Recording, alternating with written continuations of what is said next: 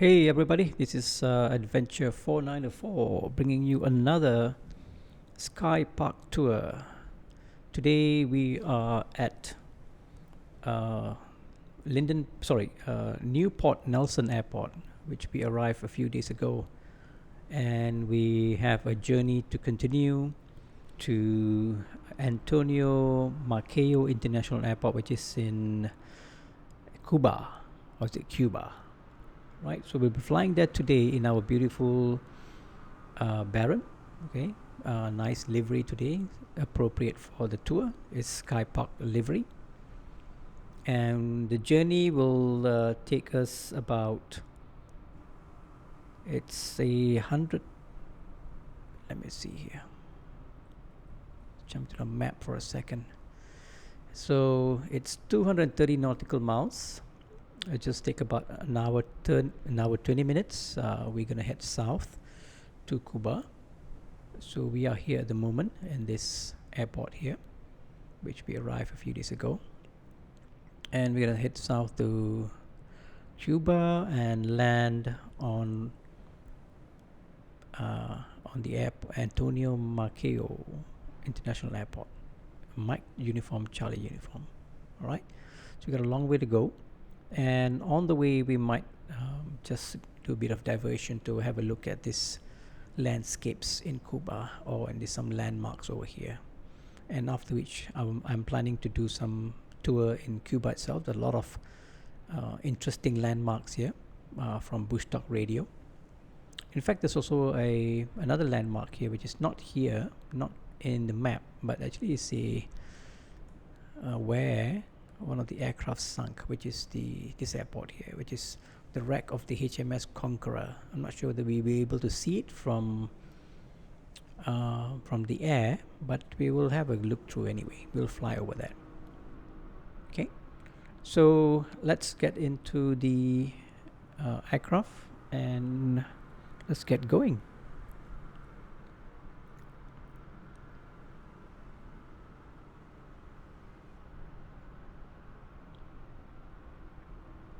Hey, Bing Bing To. Thank you for joining me. You've been not, you've been studying, or you've been in school?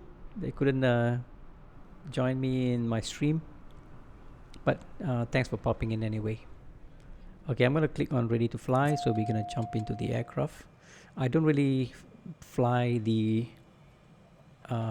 Baron so much, but today, because it's kind of lengthy flight, so I'm going to I'm going to use the Baron to fly, because we have a long flight ahead of us. Why is aircraft already on? Let me switch it off. Okay, it's not supposed to be on. Let's have a look around. Oh, in school. Well, your school closed down again, eh? Yeah. What can we do, right? It's on and off, on and off. Okay, it's beautiful airport here. We are flying in today. I've only flew a couple of times in this Baron, so I'm not sure. I think it should be okay. Alright, so let's have a look at where the wind is coming from, so we know which runway to take off from. Wind is coming from 120, 10 knots. So we'll take off from runway 09. Okay, we'll head down to this area here. There's a capsized ship, I suppose. I'm not sure we will be able to see it or not. Okay, so let's get started and let's go. So you say you're still studying, right? You're in your Form 3 or something like that. Form 3, Form 4. Am I right? Okay, let's jump into the aircraft. And start it up. Okay, for some reason this throttle is not working. I'm not sure why. Let me check what's going on here. Do a quick check. Controls. Bravo throttle. Search by name. Throttle reverse axis must be reverse axis 2. Throttle 2 axis. This is the one. Yep. Validate. Throttle 2 cut. Okay, let's try that. Resume. Oh, this throttle. I did wrong. It's supposed to be the other one. Yep, still studying. Okay. So now study from school, yeah? I mean study from home. Alpha controls, no. Bravo controls.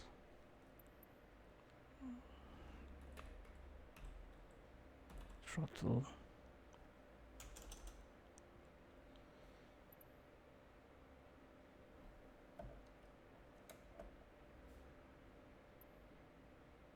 Throttle 1. Correct. Throttle 2.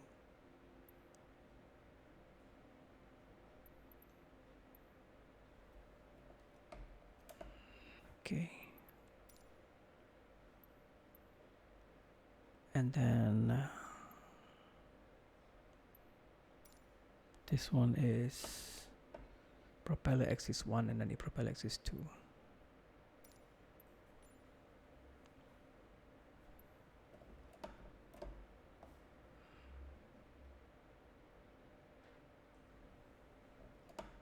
Joystick R.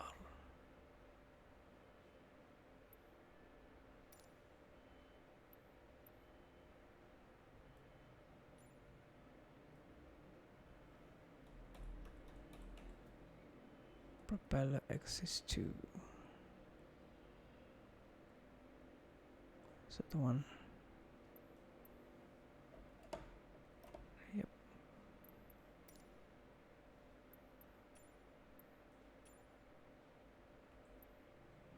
Okay.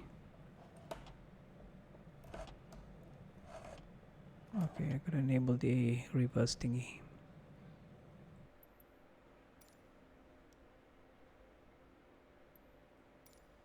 Bravo.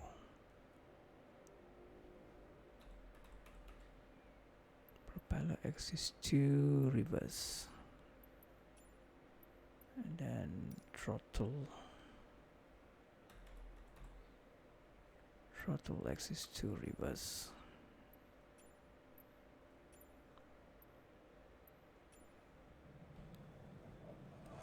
Up, down. Up, down. And then my mixture as well.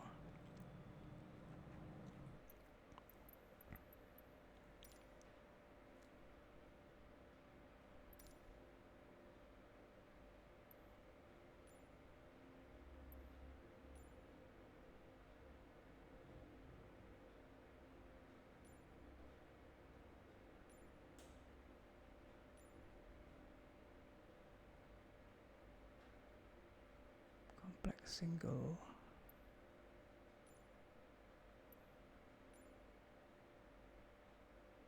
Twin. I think this is the one I need to use.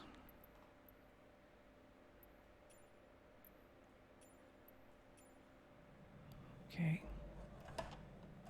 All right. Got it. Okay, so let's put mixture to full. Switch on the battery. Beacon goes on. Make sure fuel is left and right on.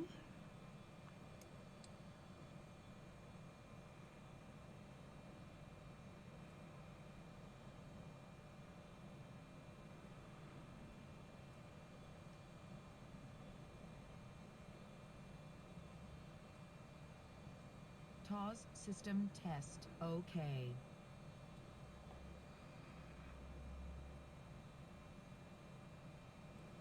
Switch on the engine.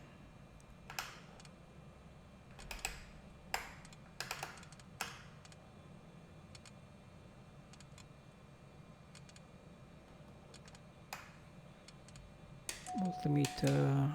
Switch on the avionics.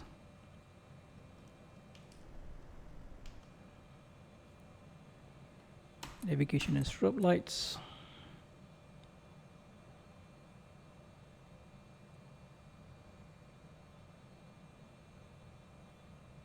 Need to run something here. For some reason this is not doing it automatically. Brakes are on.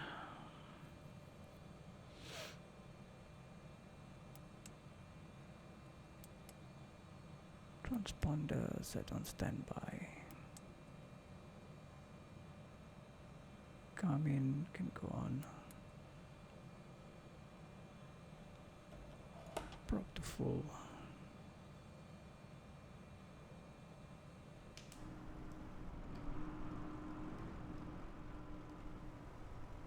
Gonna go and turn to the right. Where did I buy the Bravo throttle from? I got it from online, from Aerosoft. I think at that time they were the only one that had stock for it. Oh no, they didn't have stock for it, but they said they will put me in queue. So I got my Alpha, and then I bought the Bravo as well, but it took me 6 months to get the Bravo. So finally I got it a couple of months ago. And they're a bit short of some components as well. Yeah, you need to really search for certain online. Try Aerosoft, see whether they have stocks or not, or you can try the manufacturers themselves. Okay, looks like everything is okay.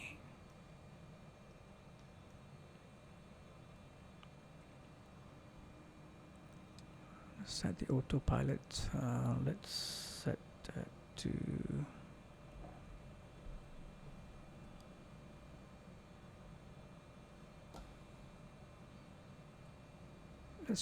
let's climb up to 5,000 feet for this one. 5,000 feet. Heading is going to be to 203, 200. Let's make it 200.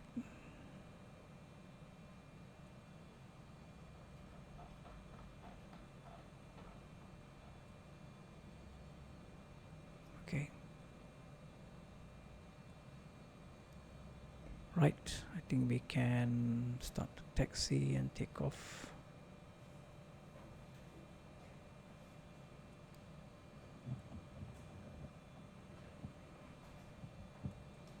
Let's have a look. We'll turn to the right.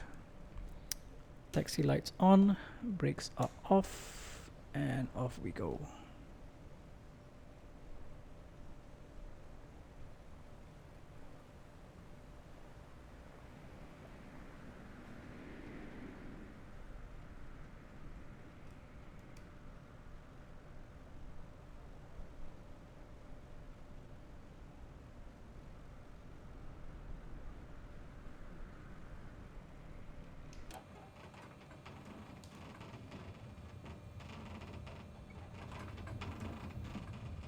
The Bravo and the Alpha is almost the same price, I think, when I bought it.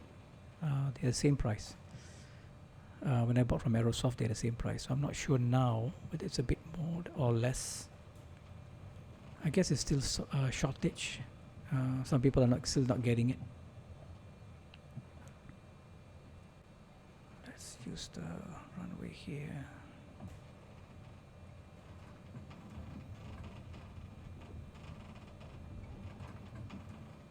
Hopefully we'll be faster in the Baron today compared to the single engine aircrafts. Right, okay, I think this is a kind of a short field, so we will use the flaps for this. Just go down to 1 notch of flaps. Okay, landing lights are on, taxi off. Let's switch the transponder to alt, back.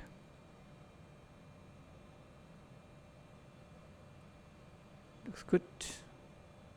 Okay, all set. Right, full power.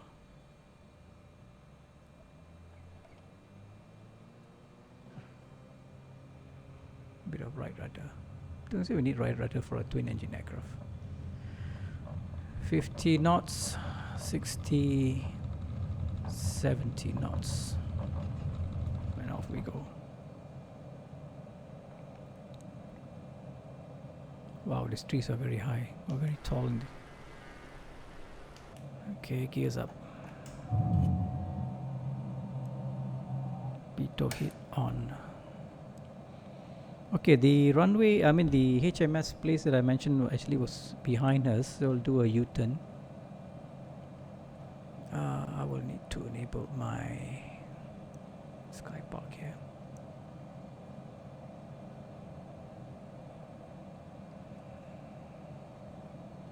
We are doing this flight.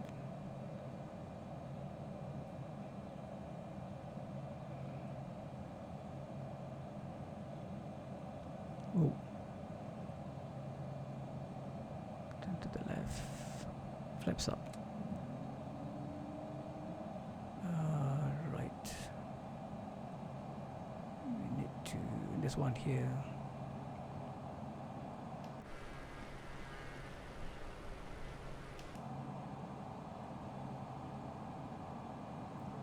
Let's make this a bit smaller.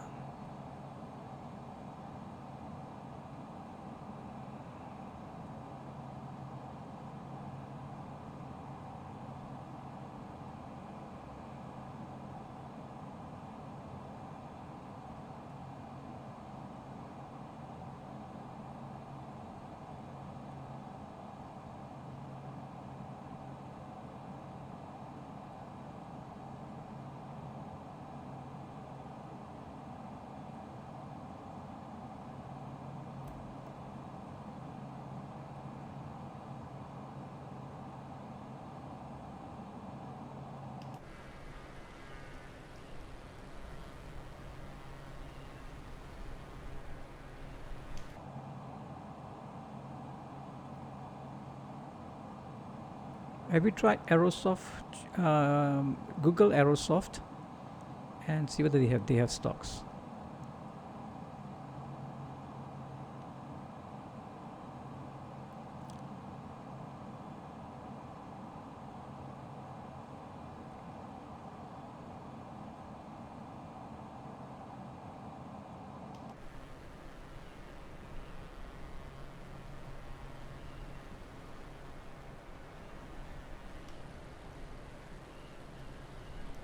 We need to go there for just have a look at what's going on there.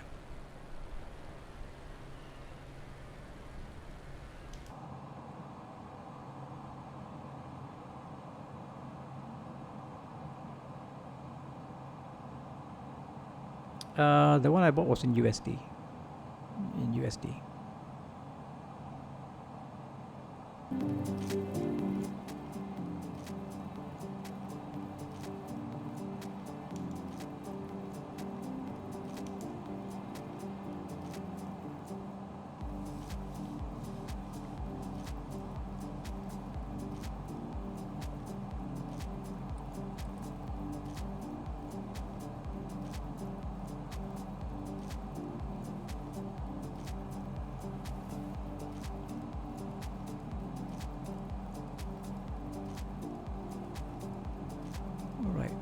Wow, we're low.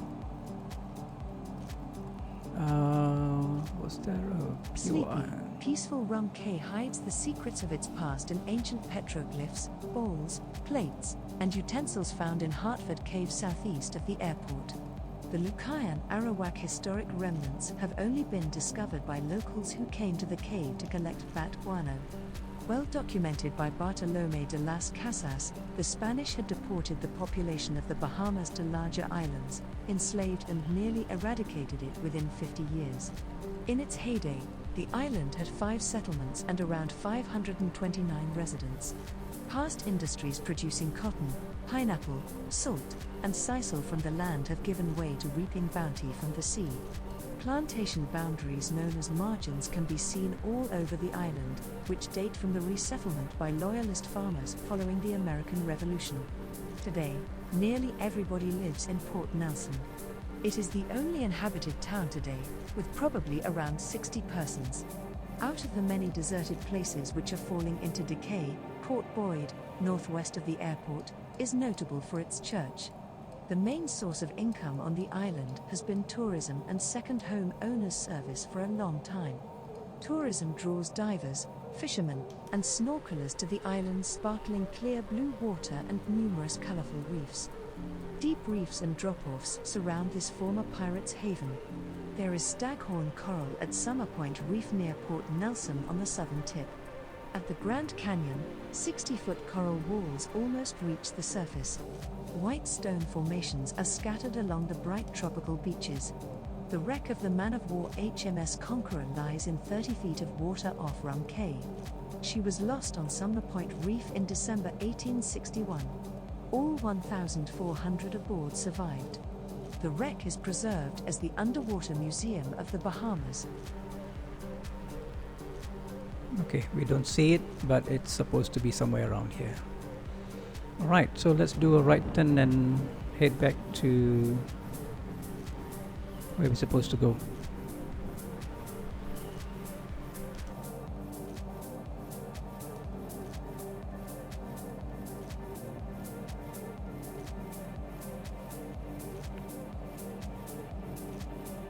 And we are climbing up to 5,000. They do sell software and hardware. Try the website, see whether they, or you can put a booking in or something like that. The moment, because of COVID, they were saying that they were not getting enough components from China or something like that.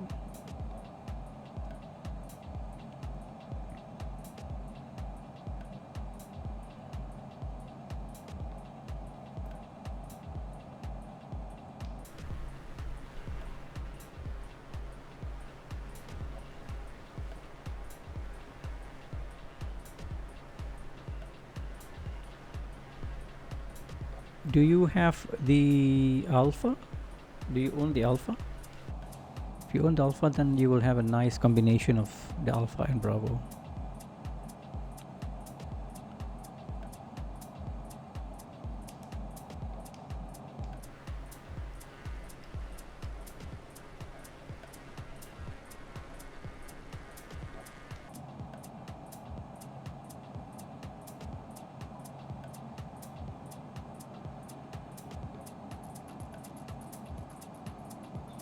Oh, the one that I have, Logitech. Yeah, Logitech Flight Yoke is okay, but you don't really get the feeling. I was using it for quite a while. You know, upon landing, sometimes it doesn't really give you a nice feeling of landing, I suppose. I like the yoke because you have rudders and you know the yoke, and you can really use it. It doesn't take up much space. But if you want something more realistic, then you have to you gotta get one of these. Otherwise, everything else is expensive. I suppose that, you know, anything flight sim is expensive nowadays. Okay, let's bring down the throttle, level off at 5,000. And let's switch on the autopilot heading.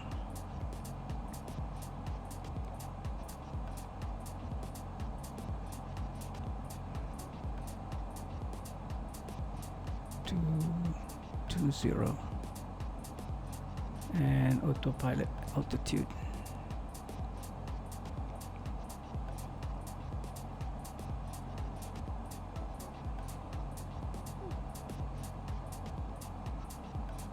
It's a great yoke, yeah, you're right. Where are you going to spend your Hari Raya?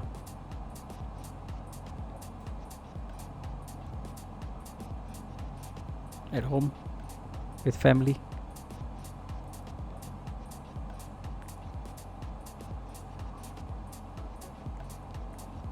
Throttle though, I have the Logitech joystick, but the throttle I don't have. You mean it's for the Airbus, is it?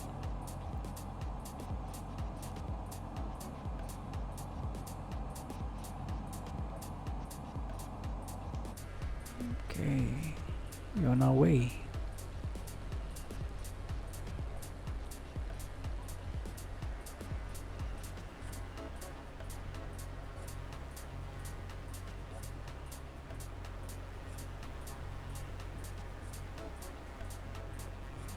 side. Let's take a screenshot.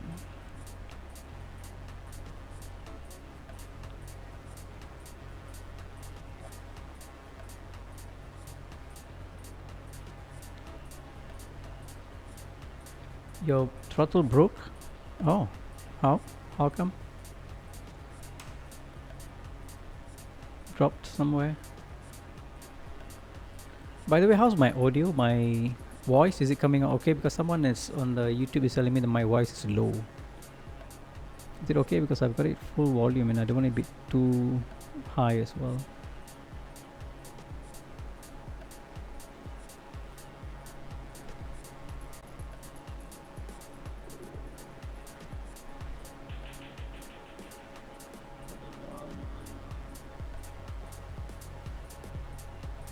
DS2?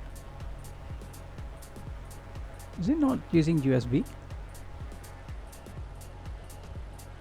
PS2, isn't it the older version of connection? Alright. PS2. Connected SVR. Make sure that I have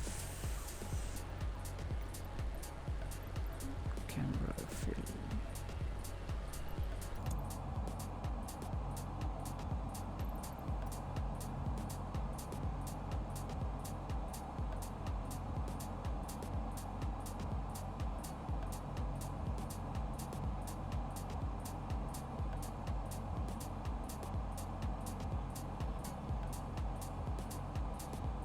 Windshield, this must be all pitot heat alternator.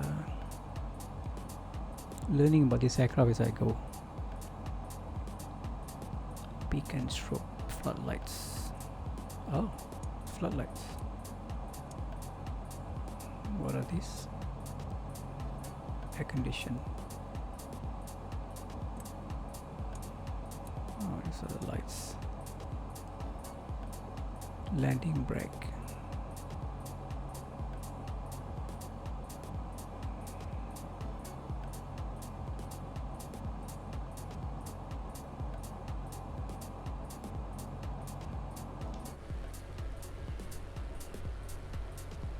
What's the panel under the throttle for?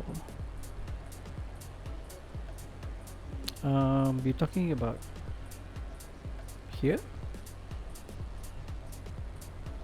Panel under the throttle. Talking about in the aircraft, or are you talking about the physical one there? The one I have.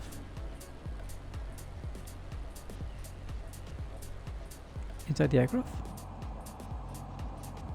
Oh, here, this one? This one, I have no idea. Temperature? Oh, your air conditioning. You have your air conditioning here, then you can set the temperature here. So this is this aircraft has temperature control. I'm not familiar with this aircraft at all. You got your rudder trim, fuel. Let's bring the prop down a bit. See whether we can adjust the engine. Yep. Don't want to run too high on the RPM.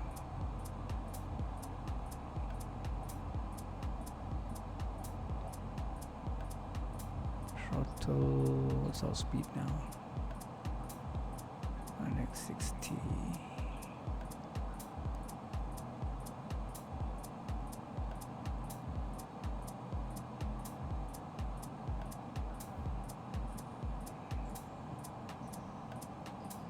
Is fine.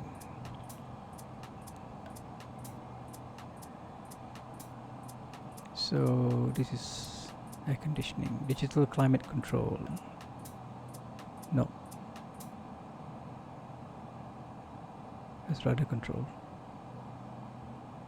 No, it doesn't work. Nothing's working here. Batteries, circuit breakers. Pilot air pull to increase. Cabin heat. Not working, not working. These are the lights. This is the engine starter. Heat. Prop sync. Prop sync should be on. Switch it on. Fuel boost pump, heater, blower, air condition. Not working. What else is here? Flaps. That's about it, I think. Can you hear thunder? Is it me or is it outside? Not outside here.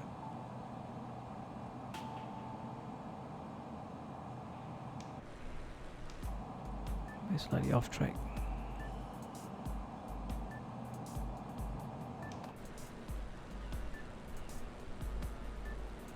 See where we are.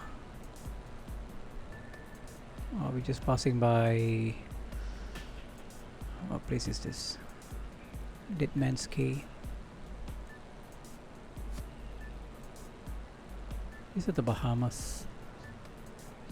They'll be heading down to Cuba. Should be there in about an hour, 2 minutes.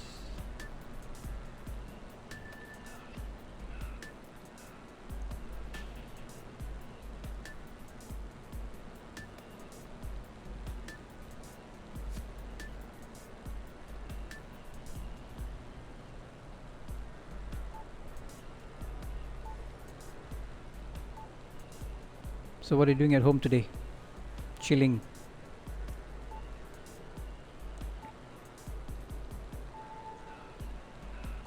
This music is not nice. Let's see.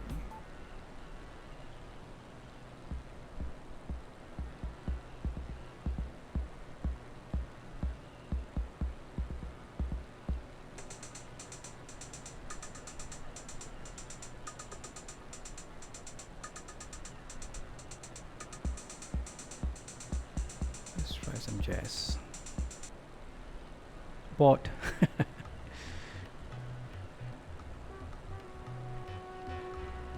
Bored. What should you do? Flight simulator? Play flight sim. Don't you already have a system?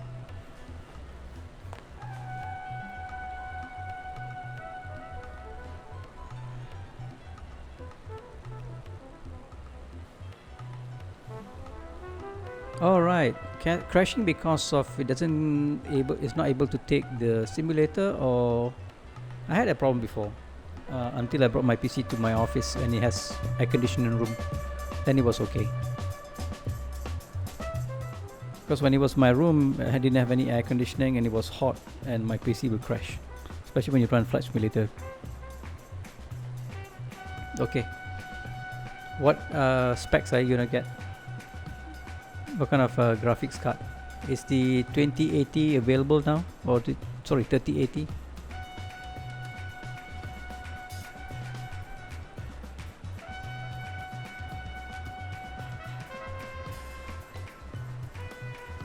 It's an airport somewhere. There you go. It's an airport there.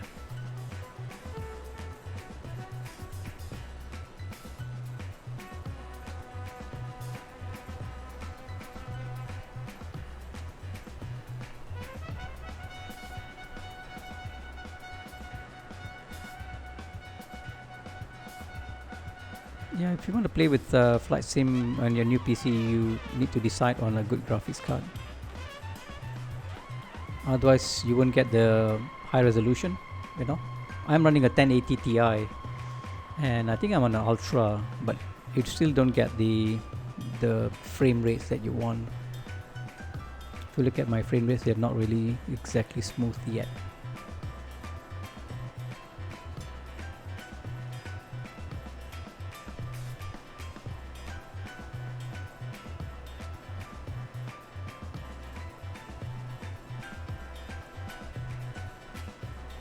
And it's pretty hard to get the 30,000, I mean the 3000 series, you know. I tried and they're not selling it in a single piece. They're actually saying that you have to buy with a machine, the whole machine.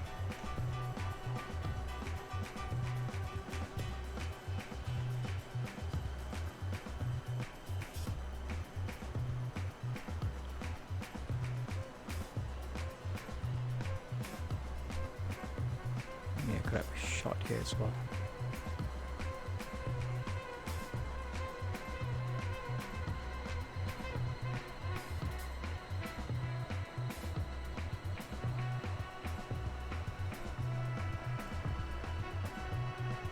They have one without me. Let's try that again. Okay. Yeah, this kind of machines, you have to put them in a very cold room, you know. The room has to be very cold. Like mine now is on the floor, and I've got the side doors open. If I close them up, this guarantee is gonna heat up and crash.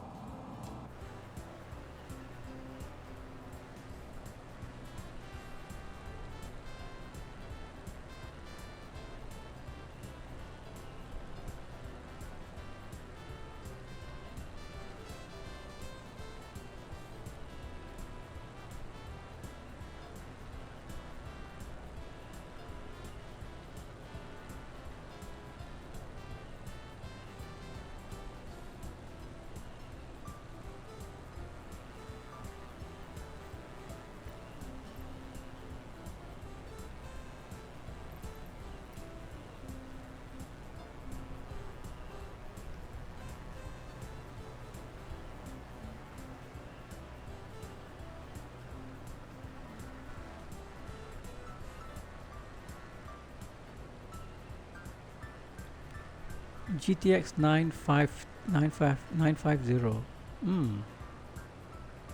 Okay.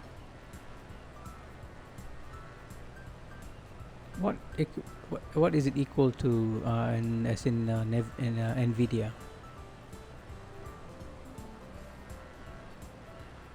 Recently someone else on chat was also telling me about 950.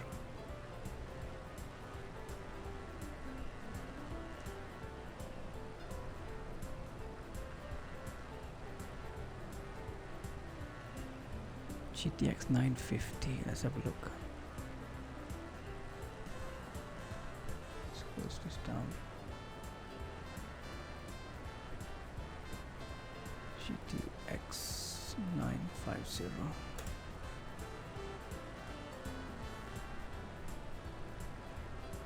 3060 is about $2 grand. 950.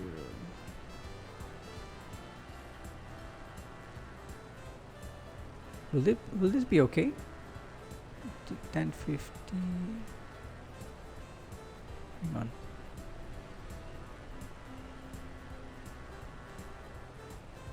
Two gigabyte memory size.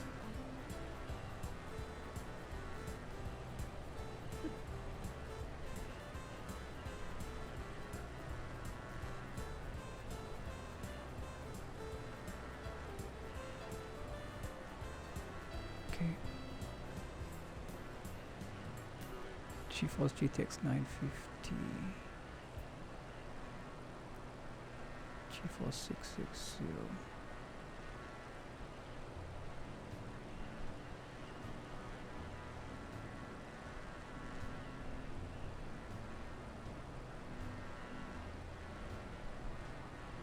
I don't know, maybe you should have a look at whether it's suitable for 1080. I mean, suitable for Microsoft Flight Simulator. Mine is 1080.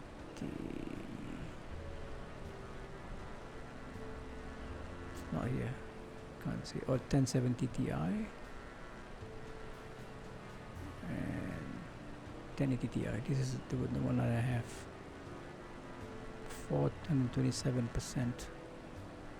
This is 100%. So my card is supposed to be 4 times faster compared to this. Okay.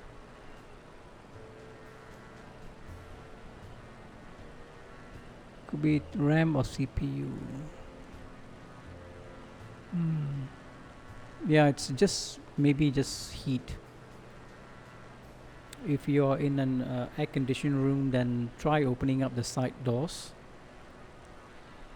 Is it when running flight simulator or when you are just doing it for normal use? For flight sim, then I suspect it's overheating, because I have the same problem with my machine.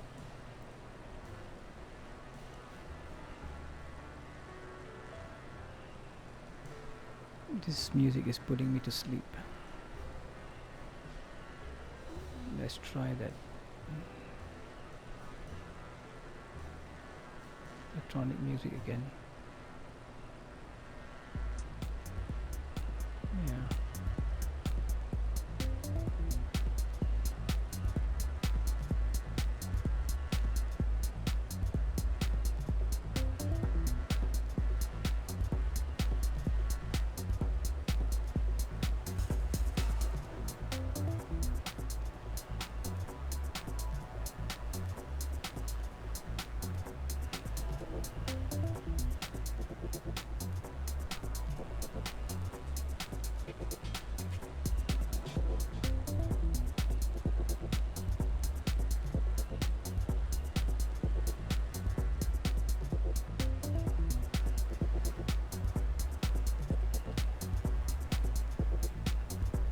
Oh, all games. Do you have like a software that can detect the heat on your machine? Normally it comes with the motherboard, the software that comes with the motherboard, right? You can detect the how hot the CPU is. That probably can give you an idea whether your CPU is running very, very high. Or even if you run the, what was it called again? There's another app or exe file in the system that can detect. Can't remember the name of it.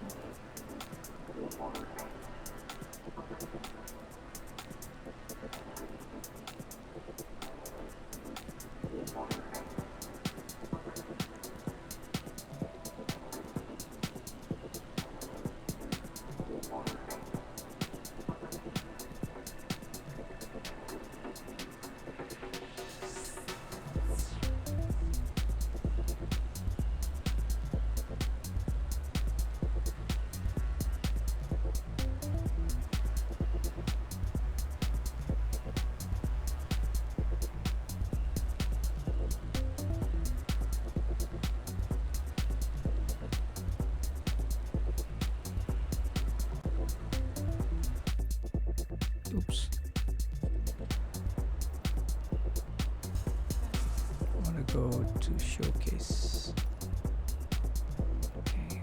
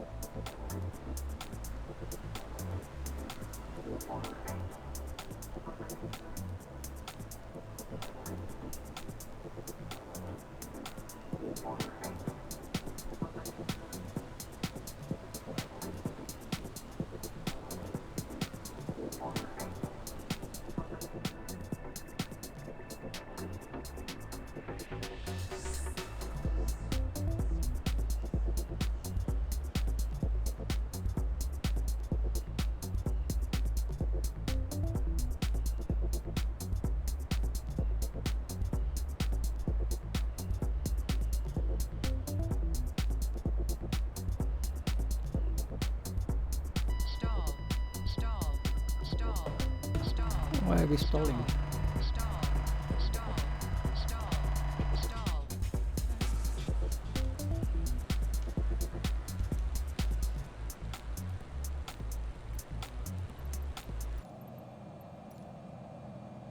Why are we stalling?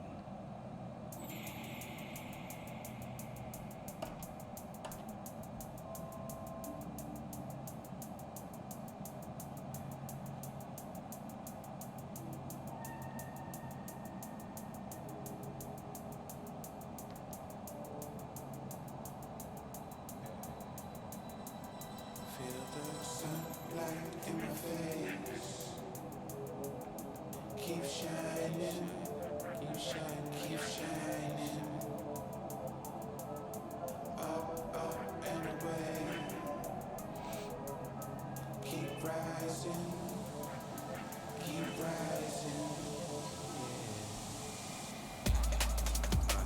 is my dream of flow. I conceive moments from the blackness of my comatose. Sun-kissed skin's not a sin, but a hollow dome is. If you win, is a trim or a pot of gold.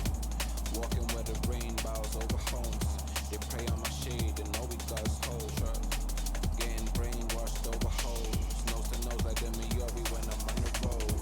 We be in the land where we got beast. Should've been in motherlands overseas. These type of bird dams, they are not the beach. I get it somehow, house on the beach. My family had STW 222, welcome to the welcome to the stream. Do you have a multiplayer on your sim? I don't, but I'm actually logged into the okay, sorry, if you want to fly with me, yes, I am on all what was it called again, all something, right? I am on all players, and I'm in Southeast Asia server. If you want to pop in and fly with me, please do. Bing Bing To, okay, you take care, man. Selamat Raya. I'll see you soon.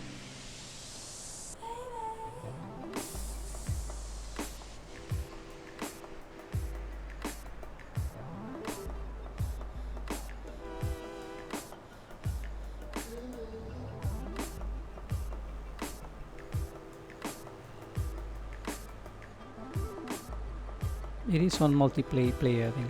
Is it that you want to join and fly together, or because I'm on the Southeast Asia server?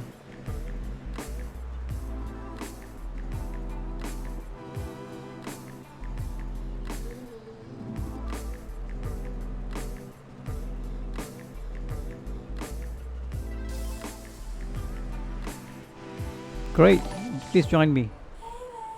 SLW222, thanks for following, my friend. I am halfway between. Let me show you where I am. Yeah.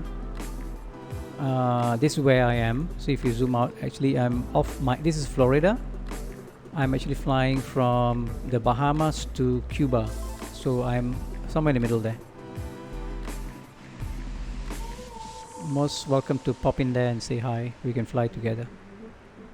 So we are heading towards this airport in Cuba, Antonio Maceo International.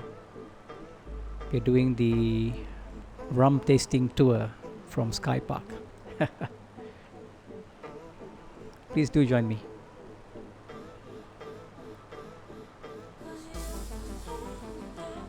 Stew, okay, cool. What's the nearest airport to the north? I took off from, the nearest airport will be MYRD, or the Mike Yankee Romeo Delta. Or you can take off from Mike Yankee Lima Delta. Lima Delta or Mike Yankee Romeo Delta. If you take off from Romeo Delta now, you can join me straight away.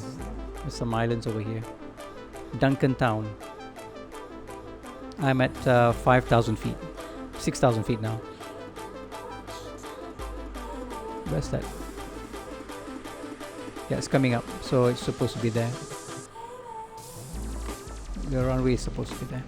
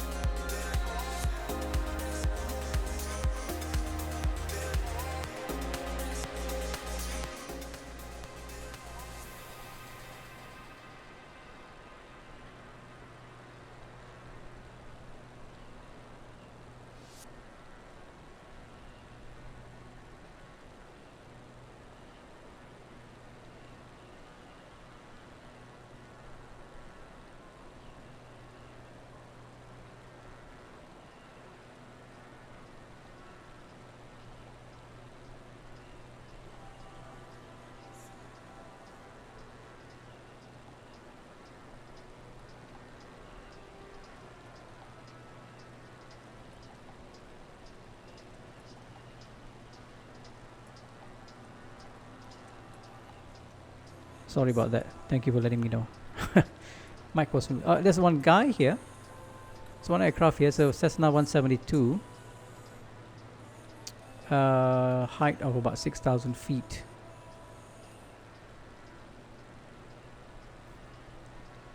But I don't see anybody here.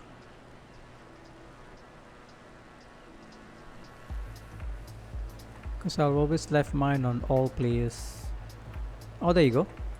Stu, you're right behind me.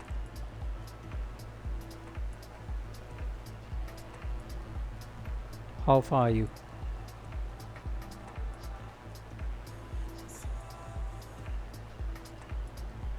I'm not sure what the little nav map is looking at servers, but it's connected to my sim, so I think it's looking at aircraft which is around me.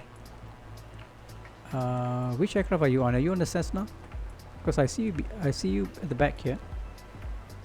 That's where you are, but I'm not sure whether you are. Is that you? Airbus A320.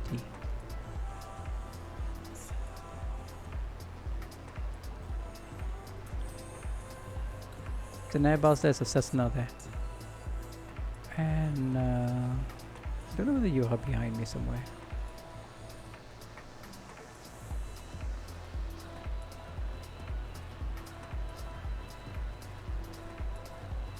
It might be tied up to the VetSim servers, I don't know, I'm not sure. But it normally connects to the sim and it picks up the information from there.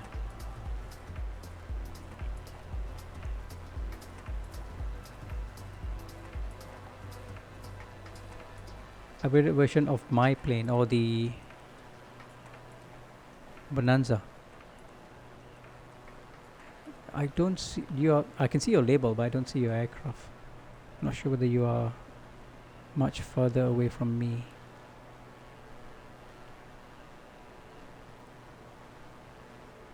But I think you can see it on my map. You can see me on my map, right? Normally, if I follow other people, I'll see them a bunch of green aircrafts flying around. I'll just click on them, and I'll just spawn there.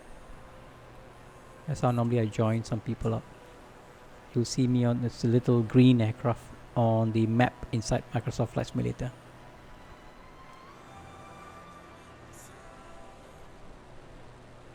We're coming close to the land now. 6,000 feet. And yeah, we're coming close to Cuba now. Which means from 6,000 feet I should be descending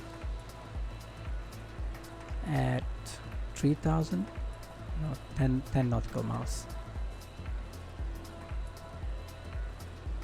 6 times 3 is 32.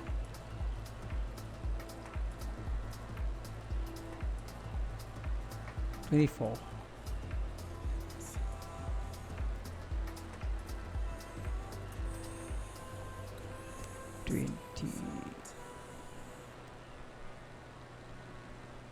24, that means yeah, about 5 nautical miles over here. I should be start descending. LNM could not get aircraft information on the other players from sim within the current developer tools. I'm not sure, but I can see some people here, and these are not AI generated. This one is double up. What is this? This one is a Cessna Sobo traffic. So it might be an AI. It might be an actual player playing it. This is a Cessna 172. No, this is a A320. Destination SVMI.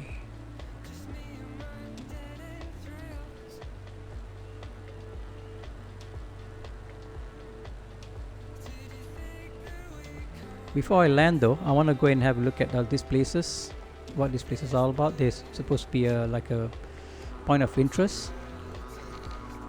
Oh, I can hear you. Hang on, are you nearby me? I can hear an airplane.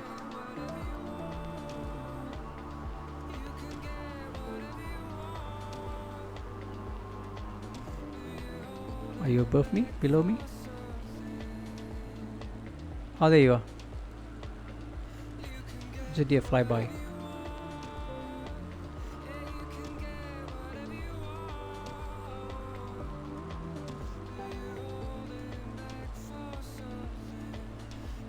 So you think you're flying the same Bonanza, but there's an add-on to it?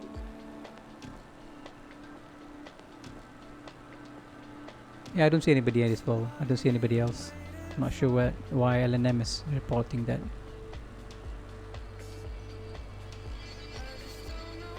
It's not a Bonanza. 64.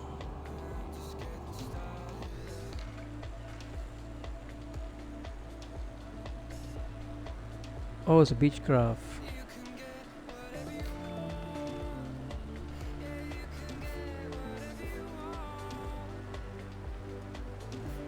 Sounds like a Beechcraft. Sounds like a twin engine.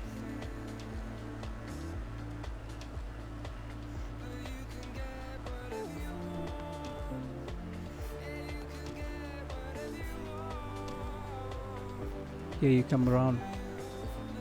Let me look at your aircraft.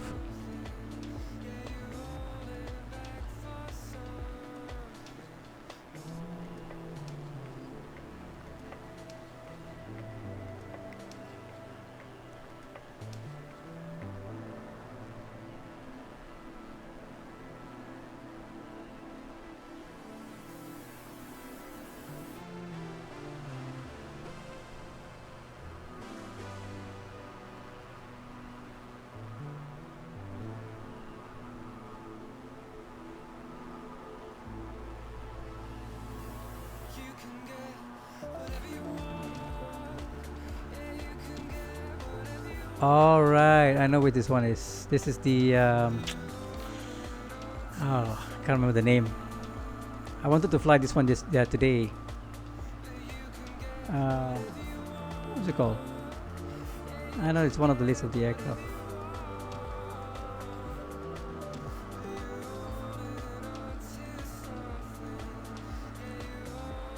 Baron? No, that's not Baron. Baron is a small one, right? It's Bonanza, and then this is the bigger one. It's a turboprop aircraft. Yep. Nice. That's quite fast.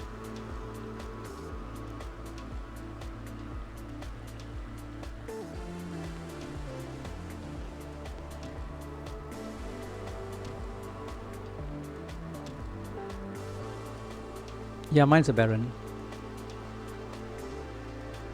Not Baron or Bonanza?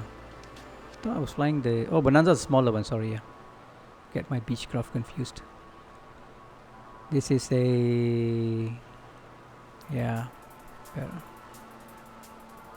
It's a Baron. Bonanza is the smaller one. The single engine. And yours is a... What's yours called? Man. Can't remember the name.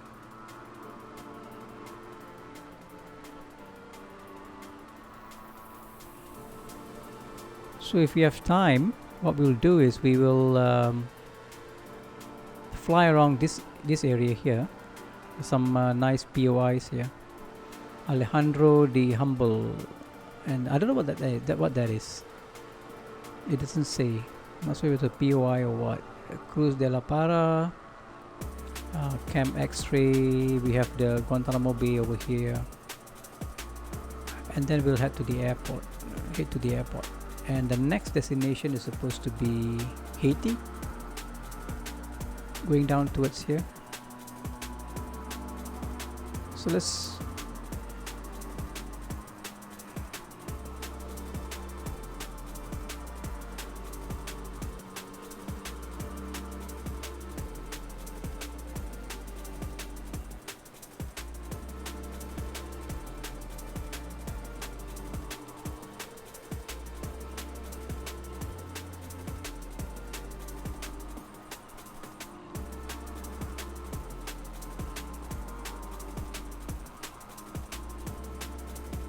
Yeah, I've got the BushTalk POI installed.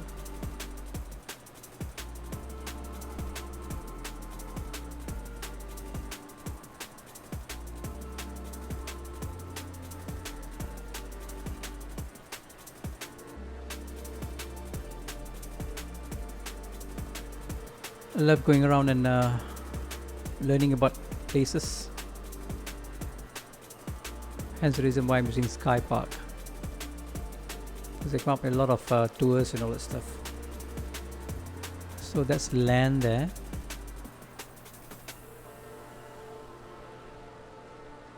I think we should be descending now. I want to look at this place over here. How does it look like? There's something here, Nipe, Guatemala. So we can have a look at that area there. Okay, I'm descending now. Going down to 1,000 feet. Autopilot is off. Descend.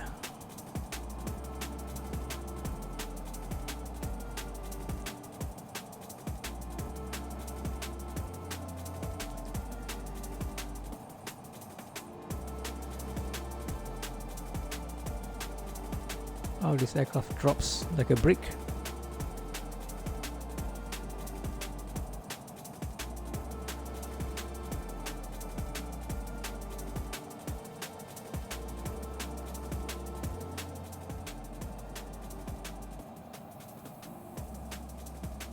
Oh, you don't use Skypark much. I use it. It's supposed to be used for collecting money and all that stuff, but so far I've not used that. I'm just going around doing the tours. I've just finished UK tour part 1, and then I'm doing part 2 as well, and suddenly I came across this one.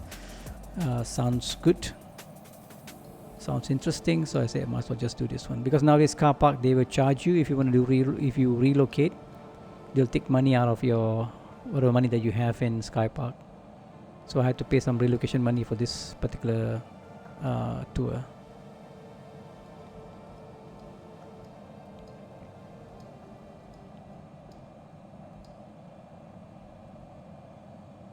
Okay, descending at about 1,003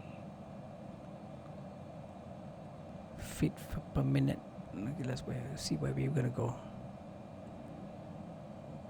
Yep, there's some sort of a nice area here. I don't know what this is. Let's hit for that.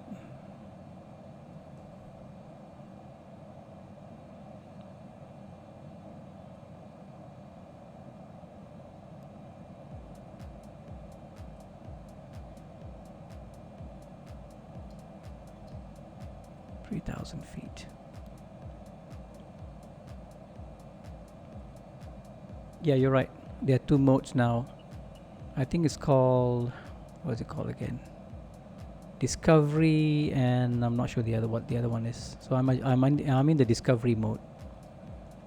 So just go around looking at things. I may want to go into the other mode. I think the Endeavor. Is it Endeavor? Endeavor. Can't even pronounce that.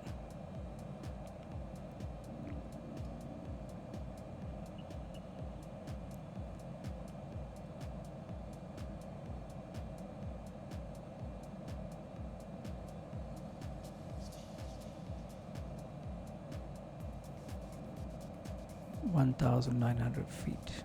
Why aren't we seeing the land?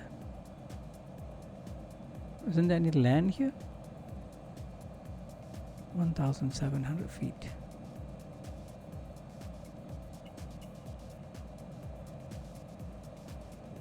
I see shades of something, but no land. 1,500. Or maybe it's not coming up yet. It should be coming up in a bit. Still far away. I thought we are quite near to this. We are in Cuba now.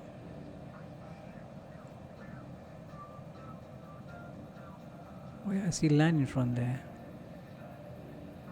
Is it me or the... I see land in front of us.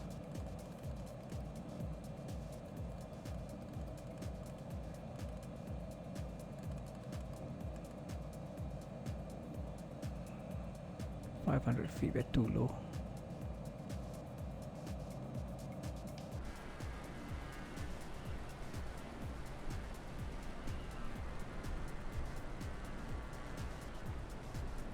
Something is not right with the mapping.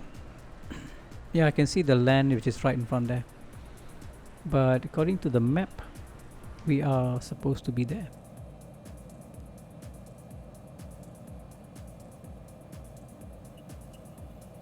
And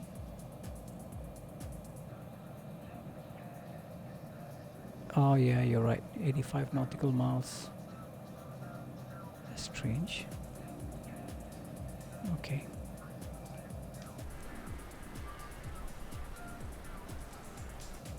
There's some miscalculation.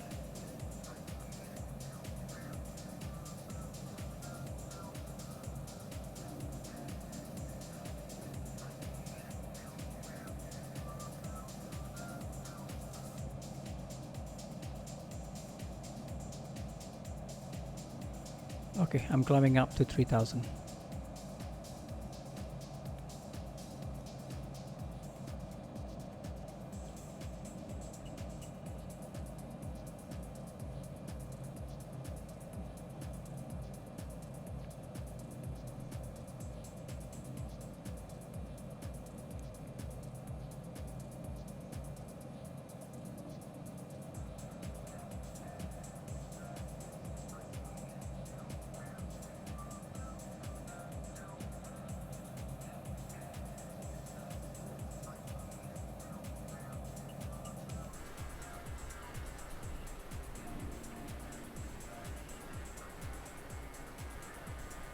Okay, now I see it.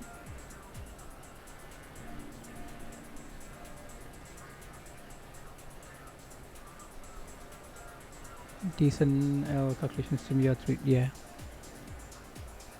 Descent calculation assume.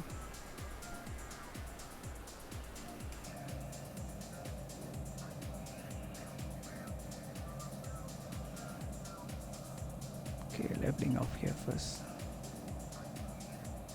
Man, this aircraft is hard to control.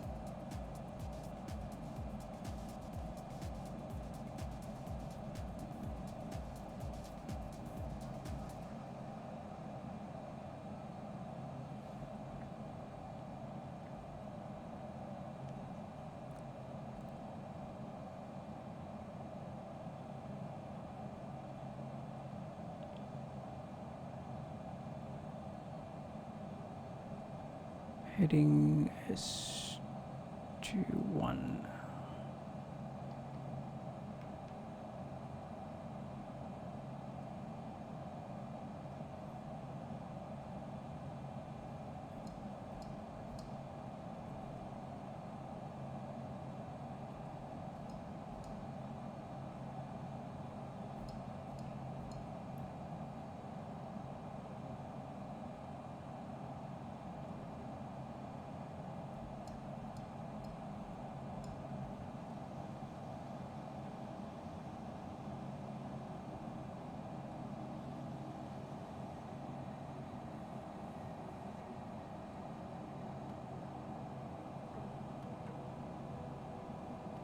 Yeah, you're right about the 3-degree slope.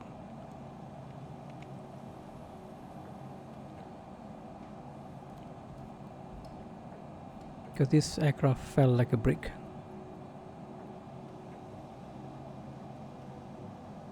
Okay, that's Cuba. And we want to go here. Nipe,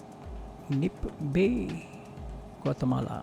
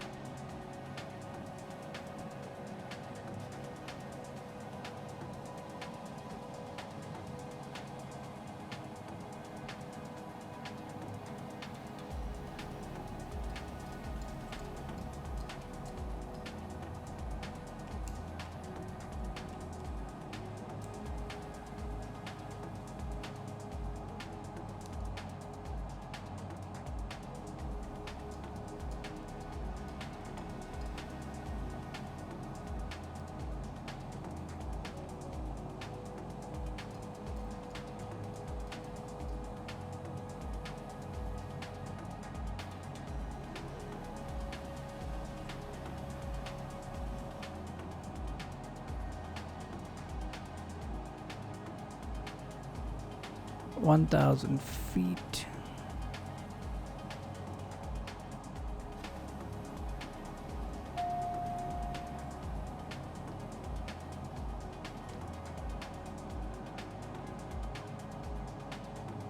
And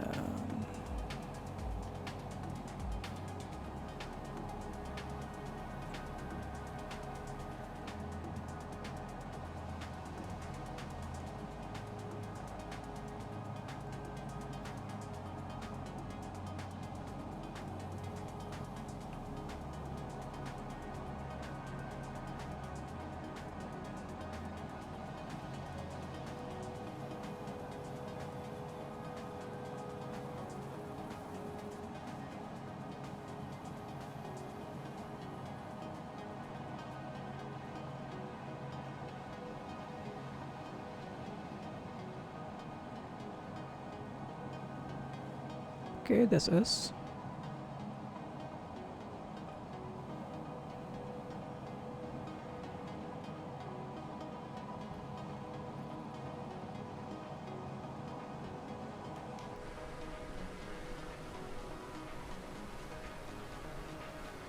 Where are you, Stu? Are you still around? Oh, you're behind me. Cool.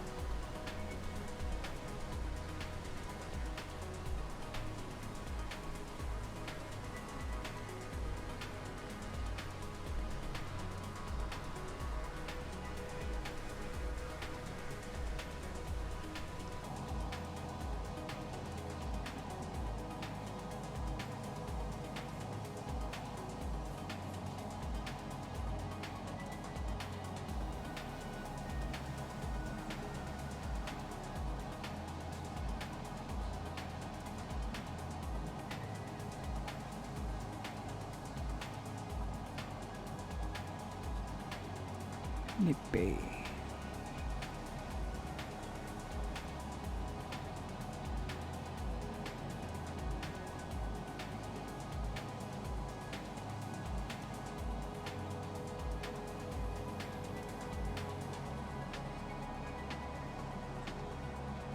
The NKPS, I have a PPL. Well, I'm working at it. I'm about 25 hours in, and I'm working at getting the PPL. It's been a bit delayed because of the COVID. I started in 2019, so I'm still at it. In fact, I did a flight today as well. I did my third cross-country flight today. Yeah, it does a lot of money, rights too. It does. But the thing that I've had, people have been telling me that it's you have to pay blah blah blah. But I found out later that you don't have to pay all up front. You can pay pay as you go, they call it. So as you are, thank you the NKPS, thank you for following, and thank you for joining the stream. So as you go along, you start paying them. Like here in ringgit, Malaysian ringgit is about 1,000 ringgit per hour. Right, so I do 2 hours a week, and I do straight 2 hours. So I find that if I do once a week and I just top up as I go, it'll be easier on my my wallet compared to just dumping 55,000 to them. So as and when I'm able to, I will just go for the flight. And as long as you do not exceed a month, it's fine. They said if you exceed a month, then you will have to do some refresher, or you have to redo that sortie again. So that's not good. So if you stay within that 4 weeks, it's fine. Okay, where is that? What is it called? Oh, it's here. Oh, the next one.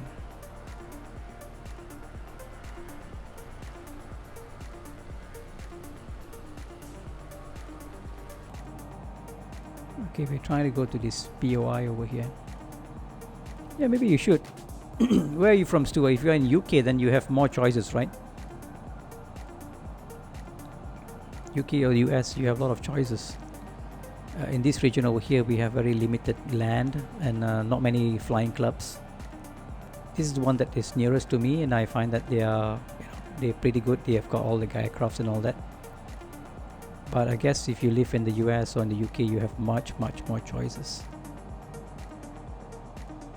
Okay, Nipe. I think it's pronounced Nipe. Is Nip? Was it Nipe? I don't know. Let's have a look. I don't know what's good about these places. Yeah, 1,000 feet, 164. Alright, you're in the middle of US. There's 4 airports within. Cool. Wow, the NKPS. Congratulations, man. You're doing the solo. What is your first solo? Is it the pattern work? Depends on which country you're from. Here we call it circuit and landings. Okay, let's have a listen to what this lady's got to say about this place. Let's click on that. Nipe Bay is the biggest bay of Cuba. It is located on the northeastern coast in the Holguin province. The bay extends almost 26 kilometers in length and 17 kilometers in width. It is one of the most diverse habitats of animals and plants of the island of Cuba. Forests and swamps carry many rivers to end into the bay. Among them the Takeoff in the northeast near the town of Intl, the Nipe to the south, and the MYRP. MYRP may have come from the Aboriginal words for river of the mire. In the Taíno language they say Miami, that it is equivalent to nada, which could be heard and interpreted as MYRP, that is, that there was nothing, not even population in this remote region when the first Aboriginal settlers arrived who were fleeing the Spanish conquest from the area of Holguin. MYRP is not only the name of the biggest river ending near the only exit of the bay, but also the name of the municipality. The town of MYRP can easily be identified following the meandering MYRP River from its ending to the south.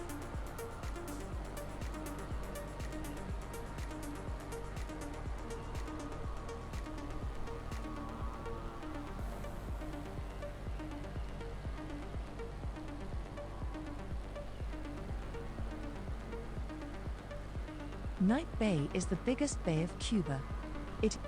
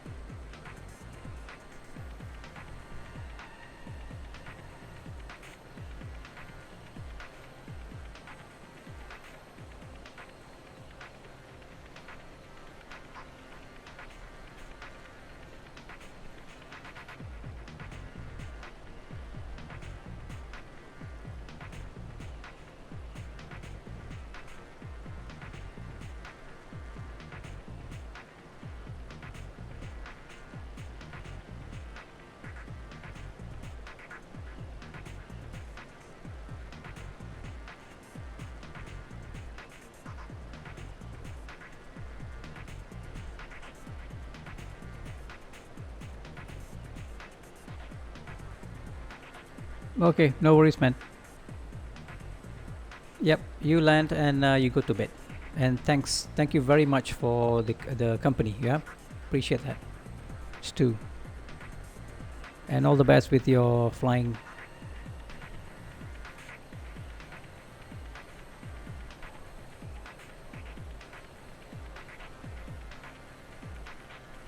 It must be very late for you in the US now.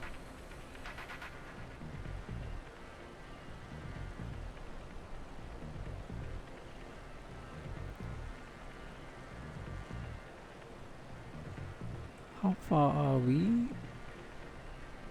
Close by. Because we have a headwind in front of us, that's why aircraft is very slow. It's 10 knots headwind.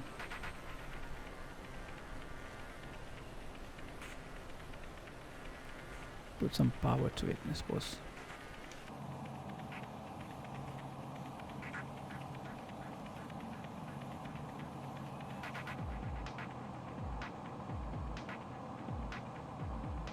Yeah, I would do. Yeah, thank you for the advice. I will do that. Yeah. Oh, 3 a.m. You might as well go to bed. It's too late for you.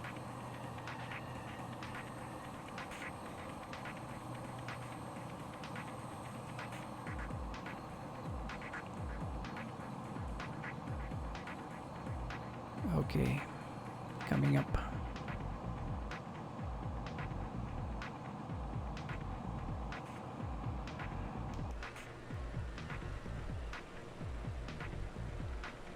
I think I see the airport.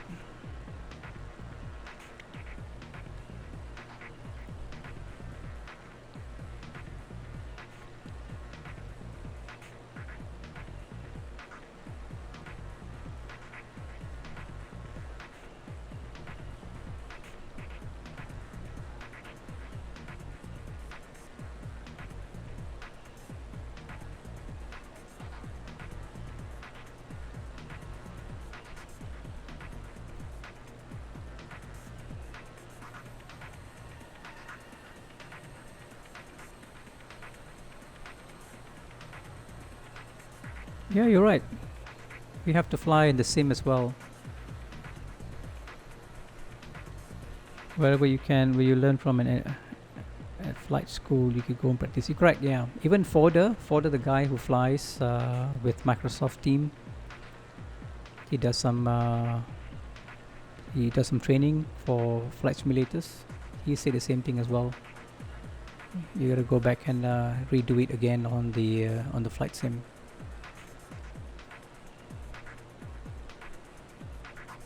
Okay, where's the airport? Should be visible now. Okay, let's slow down.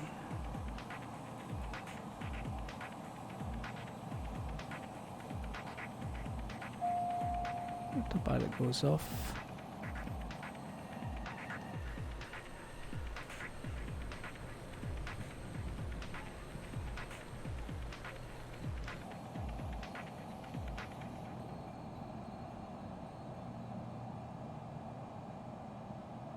I hope it's not a grass runway.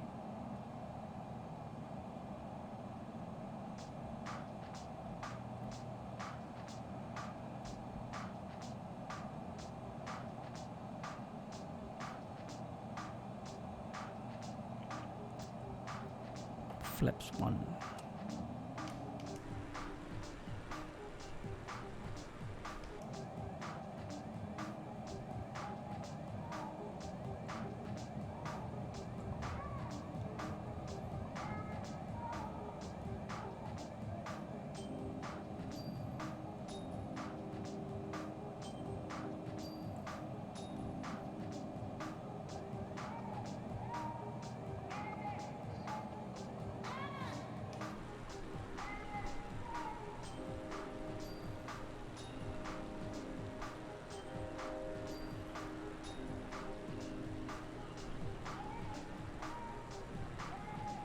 Yeah, it does make a difference, doesn't it?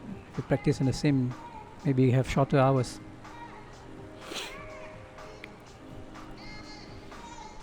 Where is the runway?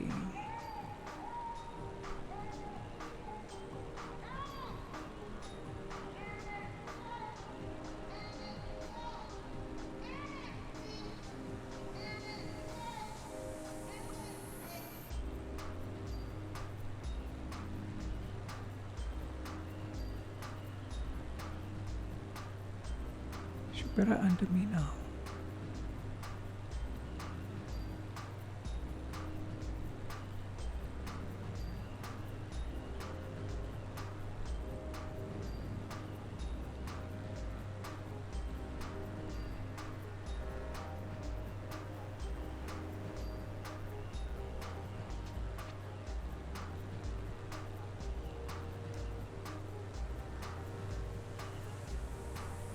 Ah, I see it. It's right where you are. Okay, got it.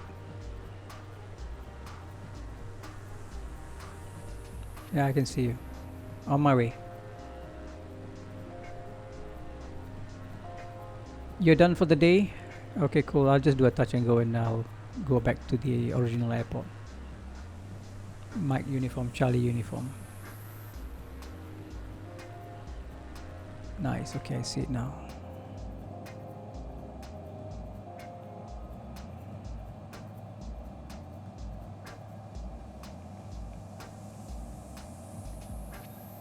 Landing lights on.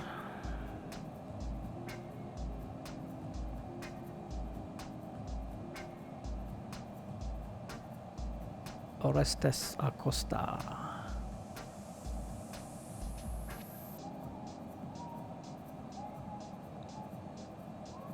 Stu, you take care, brother. I'll see you soon. Thanks for accompanying me again, yeah?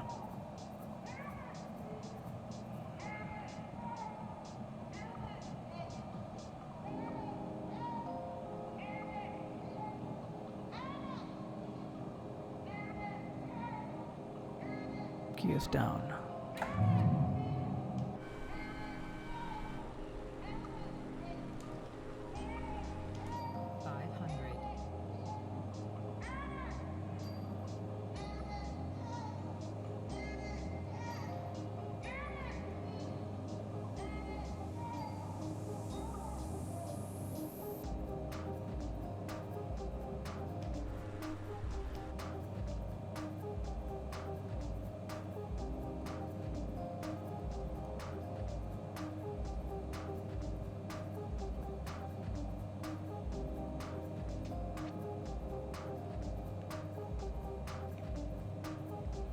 Wow, it's windy here.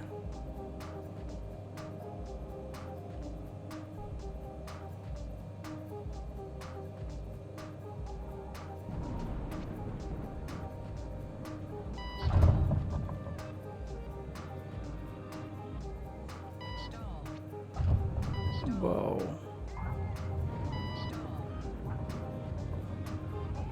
Okay, full power.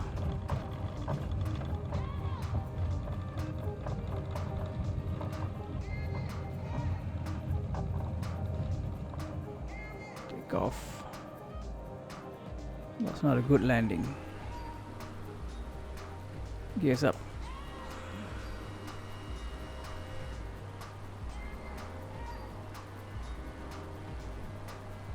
Yeah, I know.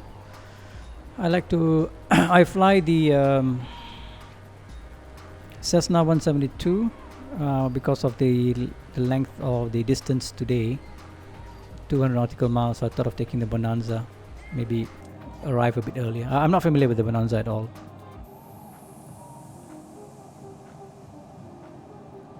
To be honest.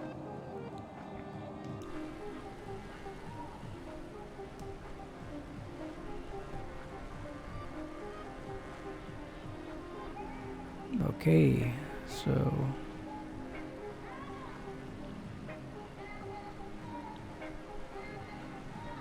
we're off to our destination.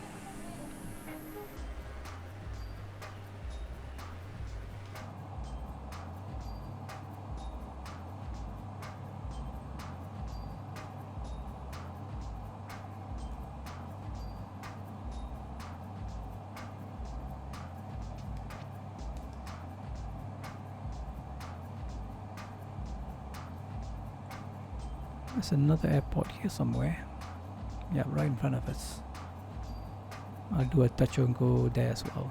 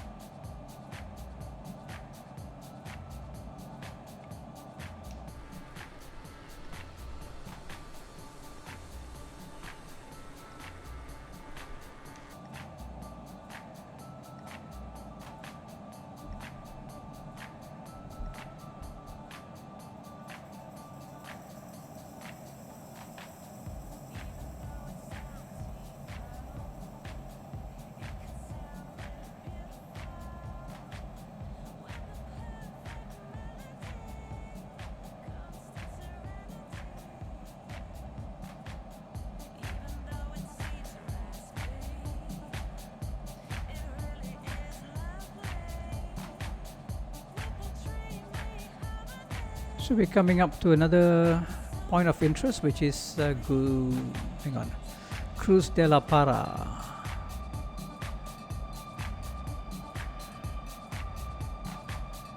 So that's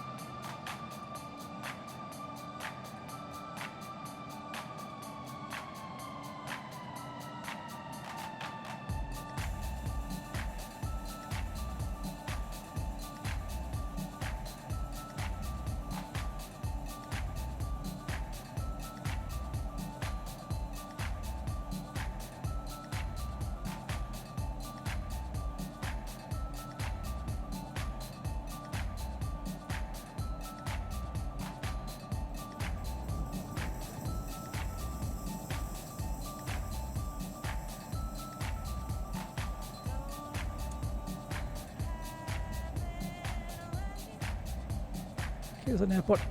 Excuse me, coming up in front. We will do a touch and go and then we'll proceed straight to our destination airport today.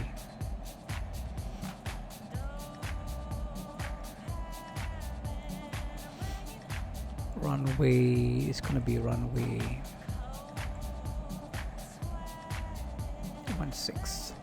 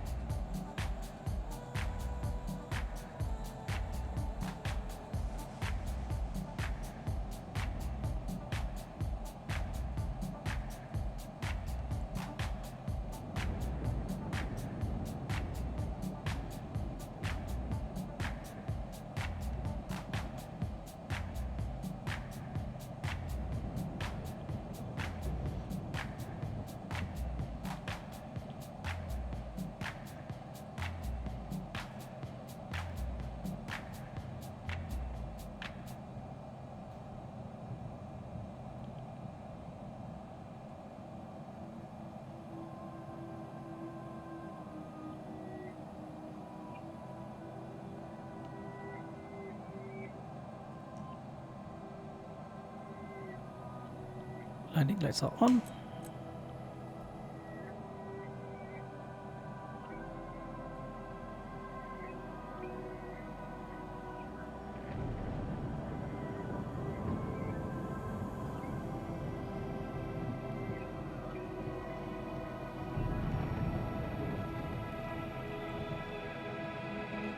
Weather sounds scary. Let's have a look.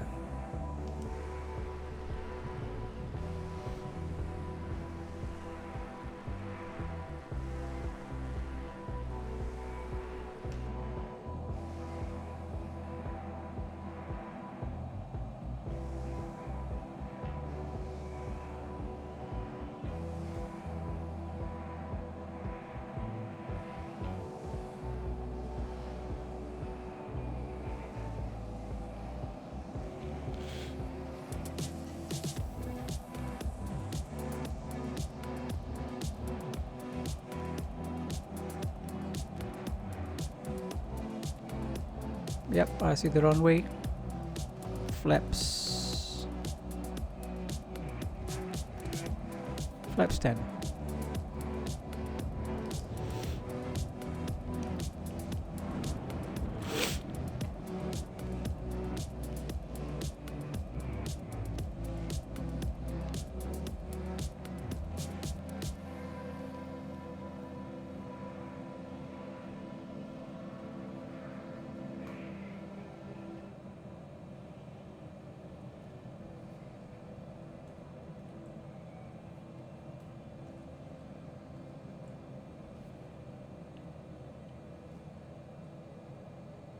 Cruz de la Para.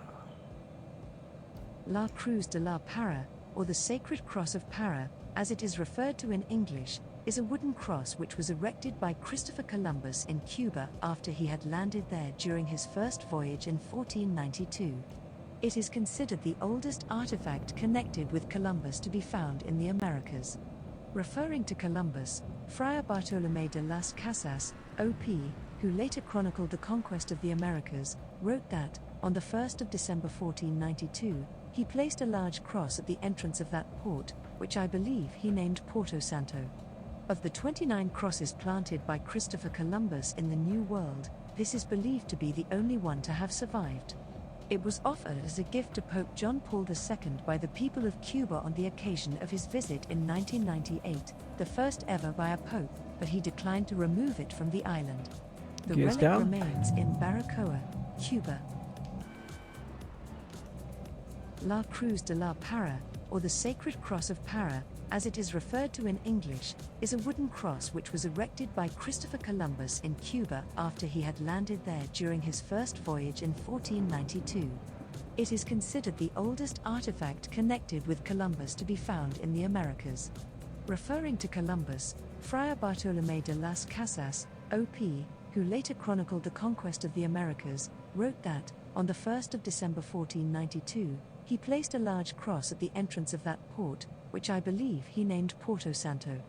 Of the 29 crosses planted by Christopher Columbus in the New World, this is believed to be the only one to have survived. It was offered as a gift to Pope John Paul II by the people of Cuba on the occasion of his visit in 1998, the first ever by a pope, but he declined to remove it from the island. Okay, flaps The up, relic full power. remains in Baracoa, Cuba.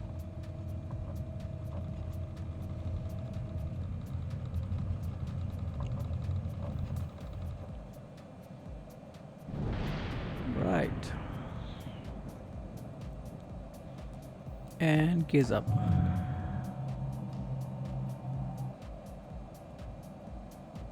Whoa.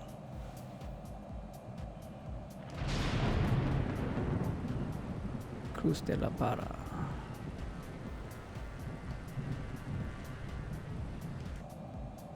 Okay, finally we're gonna go to our destination airport. Climb up to about 3,000 feet. It's a bit of a terrain here.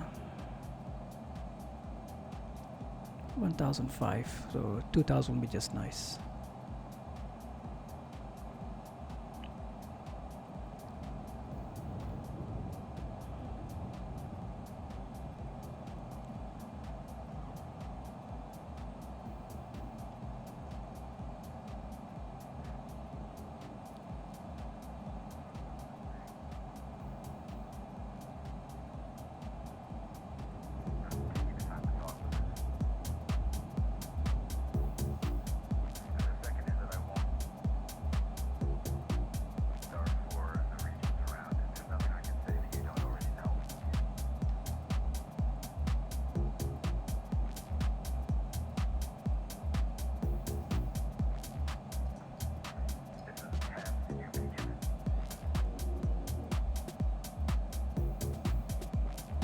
Be heading to the west, the east, the west.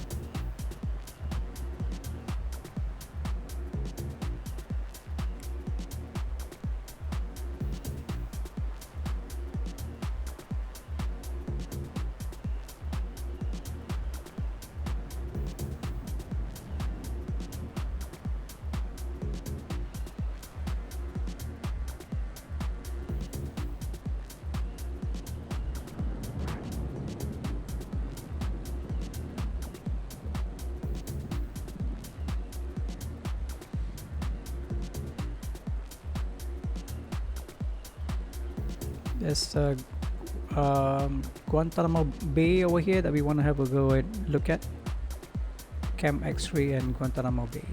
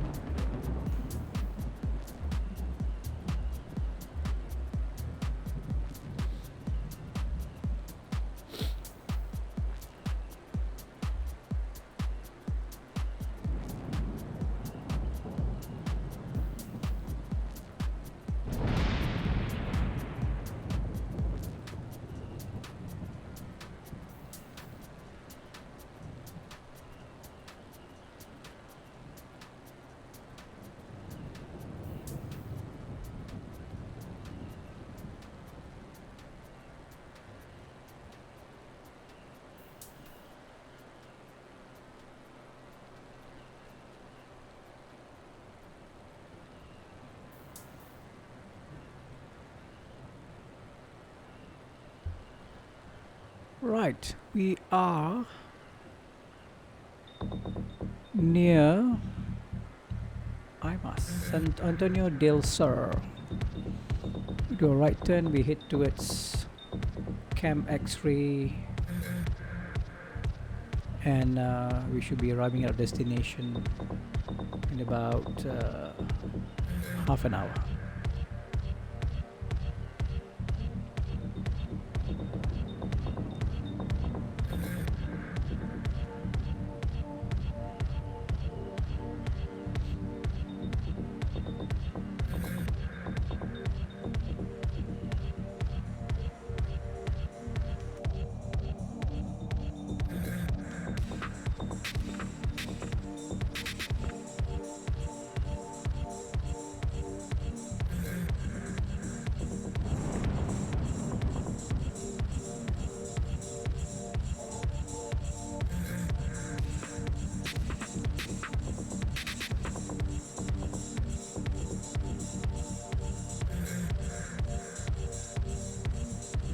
There's an airport in front of us.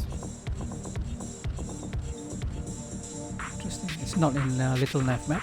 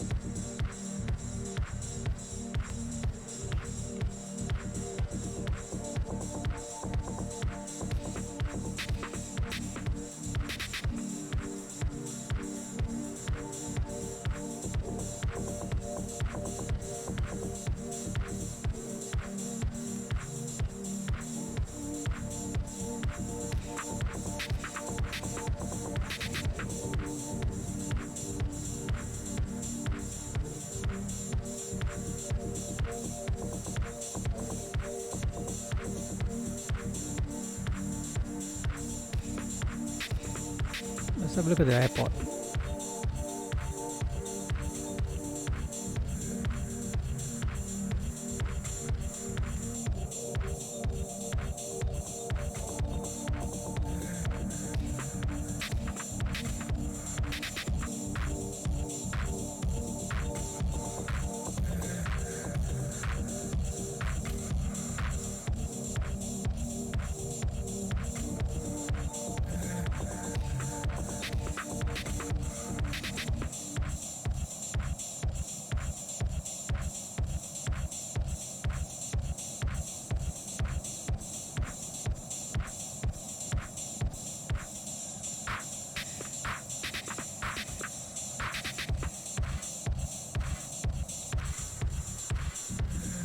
Okay, it's a dirt runway.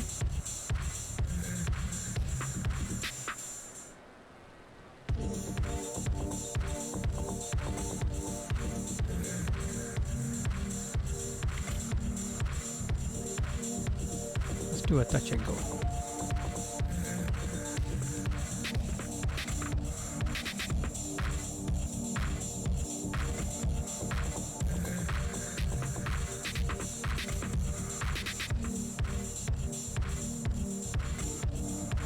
Maybe I'm approaching the wrong way, so we're not gonna approach from the mountains.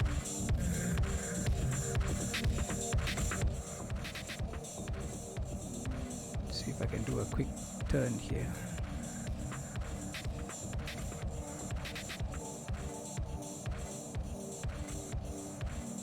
Maybe just too close.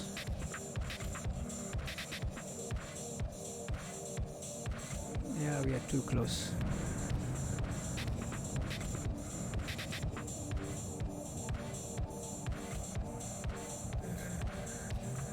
Let's do a flyby.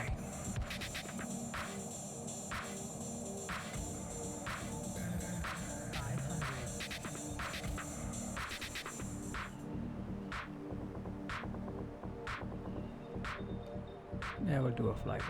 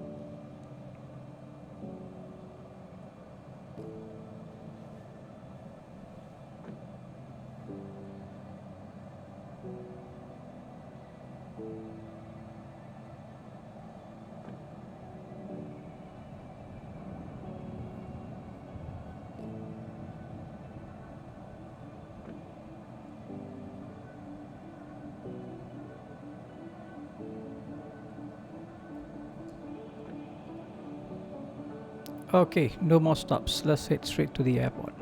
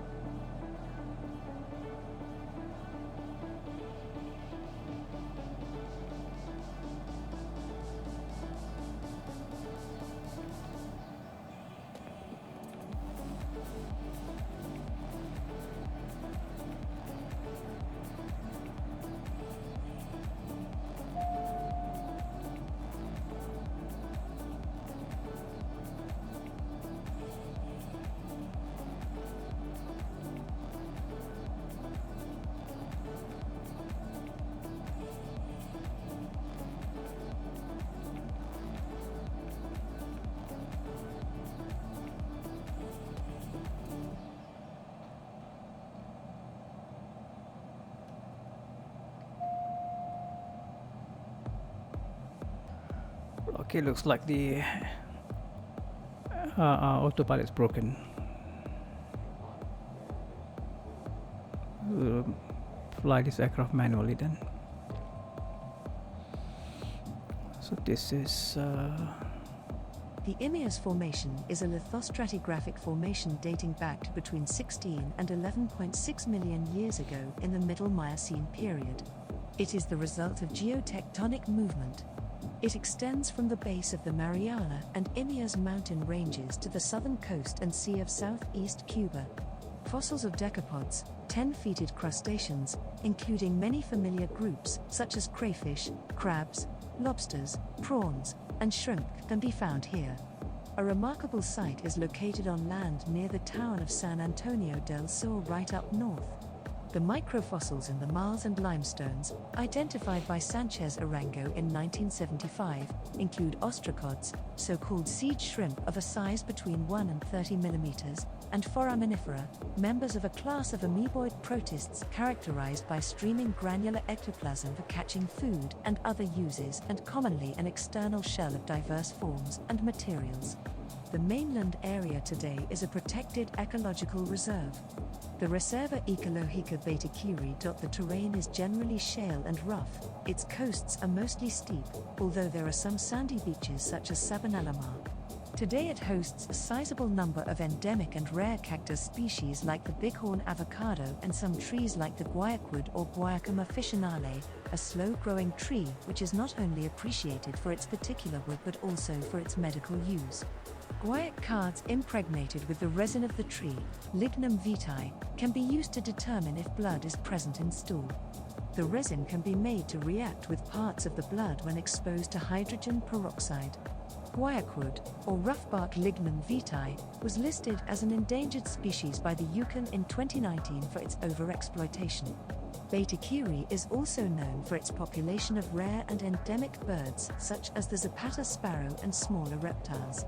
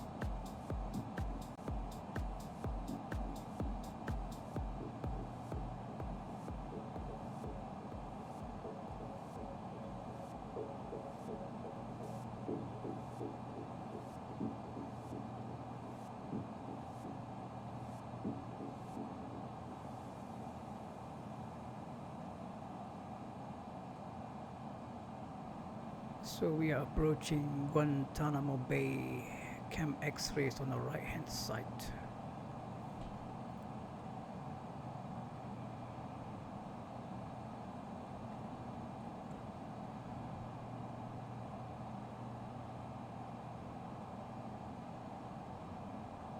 Camp 7 is the most secure camp known within the Guantanamo Bay detention camps in Cuba. Its existence was kept secret for the first 2 years of its use.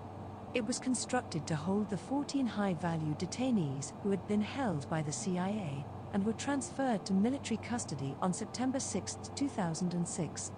The detainees held in this camp don hoods when transferred from the camp to other locations for their military commission or other purposes. Some of the detainees, who faced charges before the Guantanamo military commissions, had attorneys who were initially told that they could not interview their clients. The attorneys were told it would be a breach of the camp's security for them to know the camp's location. When attorneys Suzanne Laquilia and offered to wear the same hoods the detainees wore to visit the camp, they were eventually allowed to visit the camp without wearing blindfolds. They were transported to the camp in the same windowless van as the detainees, so they did not know the camp's location. A 2013 budget request from the United States Southern Command for new prison construction at the base was presumed by reports to be for the replacement of Camp 7, though specifics of existing facilities were not discussed. According to an article by Carol Rosenberg, published in the New York Times, on September 17, 2019, Camp 7 had at least 2 recreation yards. At a preliminary hearing held that day, prosecutors read a transcript of a conversation Ammar al-Baluchi had with another captive, conducted by yelling over the wall of his recreation yard to the nearby recreation yard of the other man. It had not been known, until the release of this transcript, that the recreation yards contained hidden listening devices.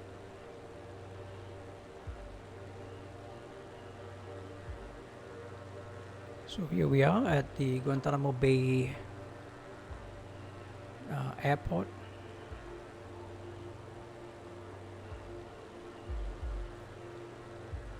Should we do a touch and go? I think we're a bit too high for a touch and go. Or maybe we can.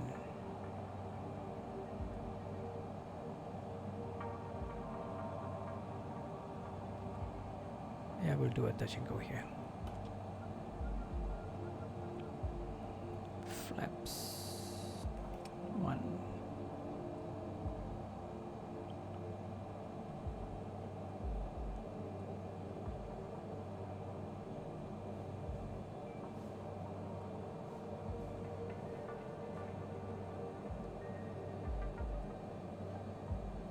Gears down.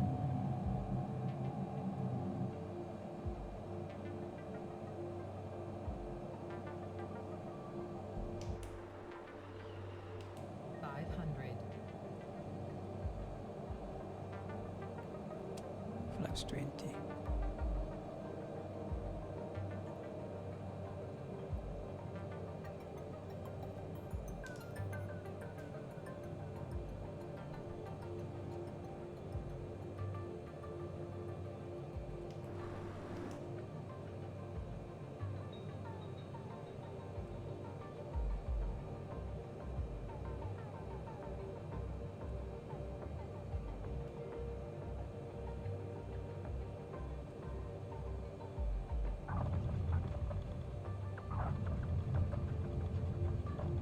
Okay, full power. Flaps up.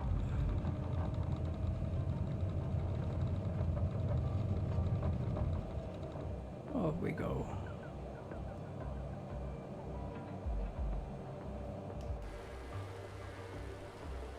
Gears up.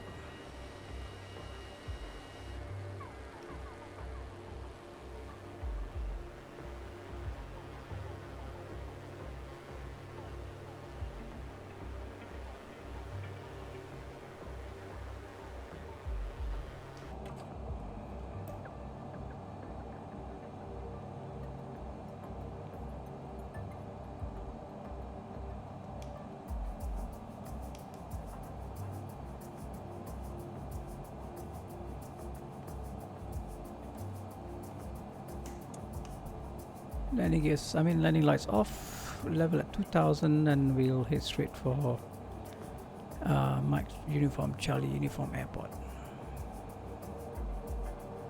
which is Antonio Maceo International Airport.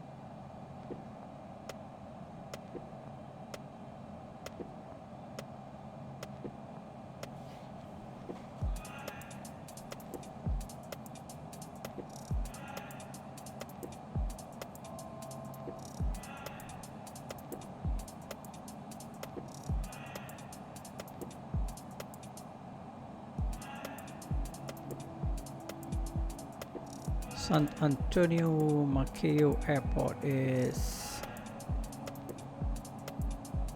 it has runway 2810. We'll land on runway 10 because of the winds coming from the east. We'll do a left downwind and land on runway 0.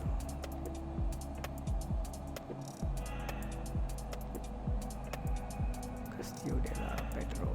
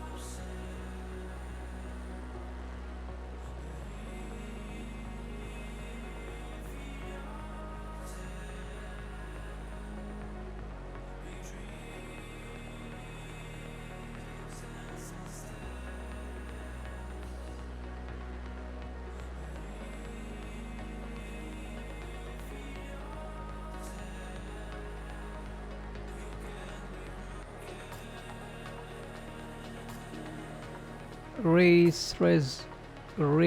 Thrazrez. How are you, man? Thanks for joining in.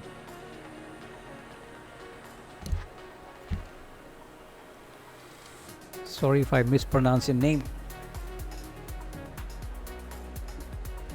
Ray, I'm trying to pronounce it properly. I'm good, man. Thank you very much. I'm doing a long flight today. I've been, what, 2.5 hours now, or almost 3 hours.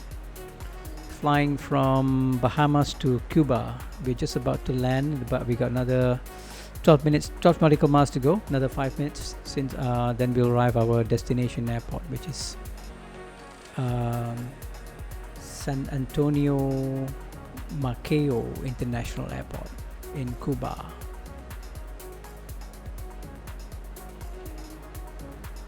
So we have covered this whole place. So we came down from Newport Nelson, flew down, and then we did a detour around the east side of the island, just passed by Guantanamo Bay, and then we are heading towards San Antonio.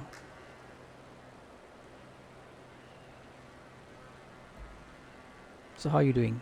Where are you based? You're not based in US, are you? Because US now 3 or 4 o'clock in the morning.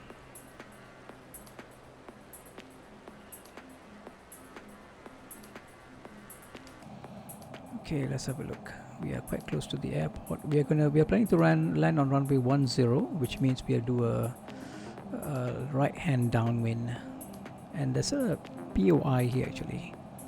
So we'll just extend our downwind to look at what this Castillo de Moro is, or Castillo de San Pedro, I think.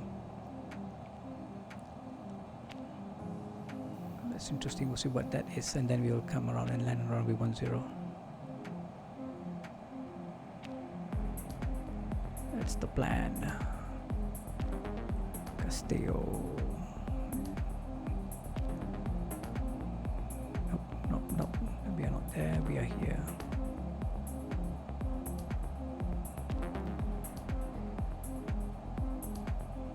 Castillo de San Pedro de la Roca.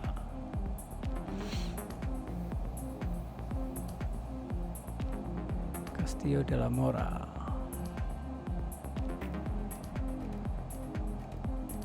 All right. What about in US? It's kind of late, isn't it? In US now. If you are on the East Coast, should be, I don't know, 3, 4 in the morning. West Coast, it should be earlier, right? I don't know. I don't really know how the timing works. So if you are from Japan, so I should say,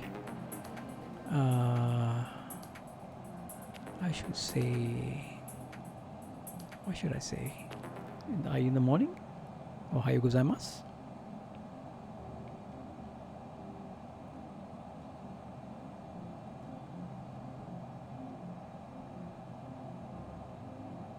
Okay, that's the airport on our right hand side. We're going to extend the right hand downwind so we can have a look at what's it called again? The Castillo de la Pedro. 1:49 in the morning, so it's Ohayo gozaimasu then. When you say you live in Japan, you are of a Japanese descent, I'm assuming. Oh, that's the airport. Wow, a very long runway.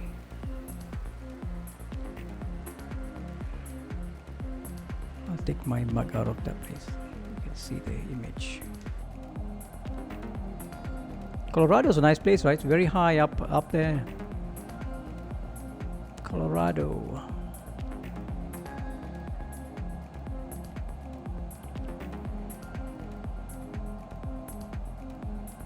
And it must be cold now. Isn't it still cold? Is it still winter? should be 1,000 feet now. So that's the Castillo de la Pedro. Castillo stands for castle, if I'm not mistaken. San Pedro de la Roca. Roca means red. Something in red color. Red castle. I think this is the longest flight that I've done. Because I normally don't do long flights. I just do an hour and a half maximum. This one is taking me almost 3 hours now. And I can't imagine people sitting there for... I know some people who sit for 7 hours, do flights like this. It's amazing how they do it. Okay, right. Hey. Let's see, what is this all about?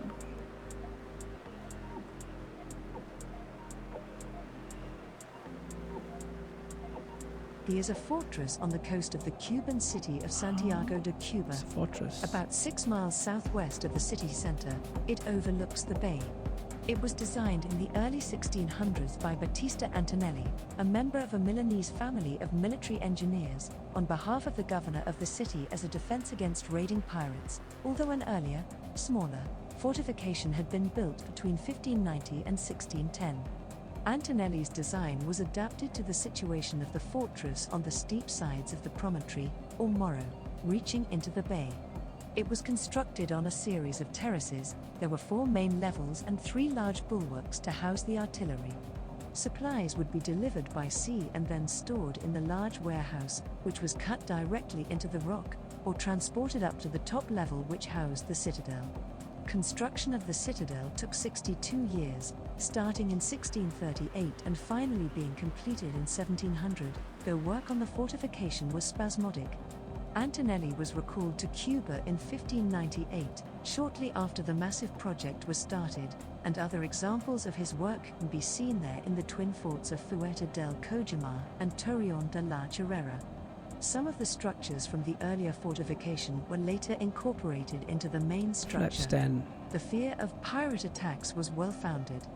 While the fortress was still being constructed in 1662, English freebooters under the guidance of Christopher Mings took control of Santiago for 2 weeks and during their stay destroyed part of the fortification and captured the artillery. Modeled. After they departed, the Spanish government ordered the reconstruction of the damaged part of the Gears fortress down. and raised the garrison to 300 men. The fort was extended and further improved. In There, but it's not modeled. 1678 it frustrated the attack of a French squadron, and in 1680 fought off another attack by 800 men led by Franquesma, the second in command of the Antilles filibusters. Between 1675 and 1692 the fortress was damaged by a series of earthquakes and reconstruction had to be carried out between 1693 and 1695. From 1738 to 1740 further work was undertaken, enlarging the citadel and completing some of the unfinished platforms, making the final changes to the structure after it was again damaged by earthquakes between 1757 and 1766. By 1775, the fear of attack had diminished, and the parts of fortress known as the Rock and the Star were converted into a prison for political prisoners, although the rest of the fortress continued to serve as a military base. It was again used as a fortress in 1898 when the United States fleet attacked Santiago de Cuba during the Spanish-American War. Okay, we are finally here.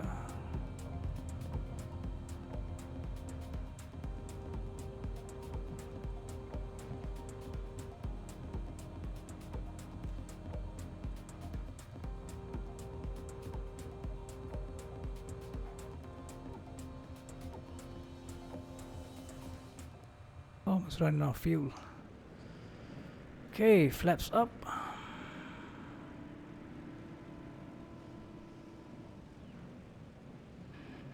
And we should look for Gary. Is Gary waiting for us?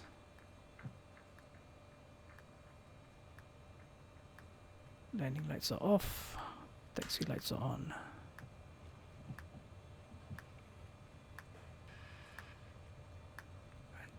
Maceo.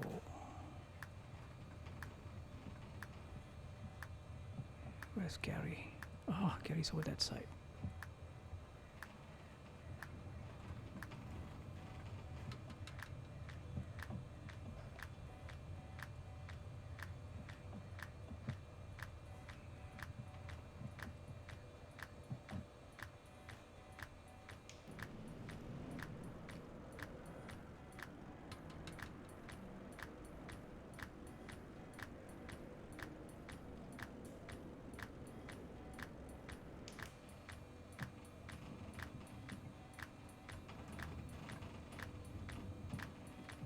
Oh, hang on. I'm supposed to park the other way around. Sorry.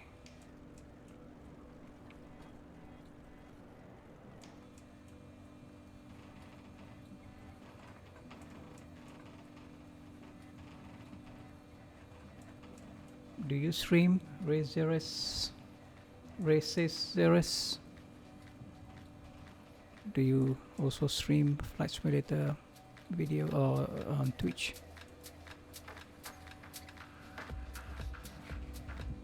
Okay, to the right.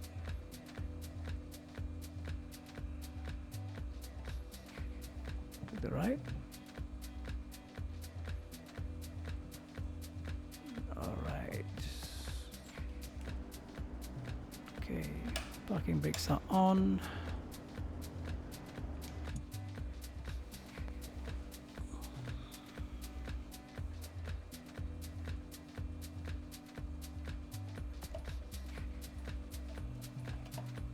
Kill the engines.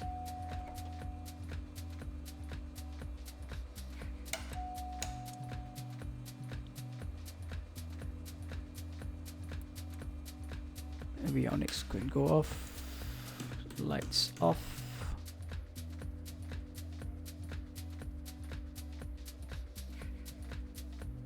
Okay, MSFS quit on me at the final stages. That's amazing. No. Nope. Okay. I'll have to restart just to finish the flight. So that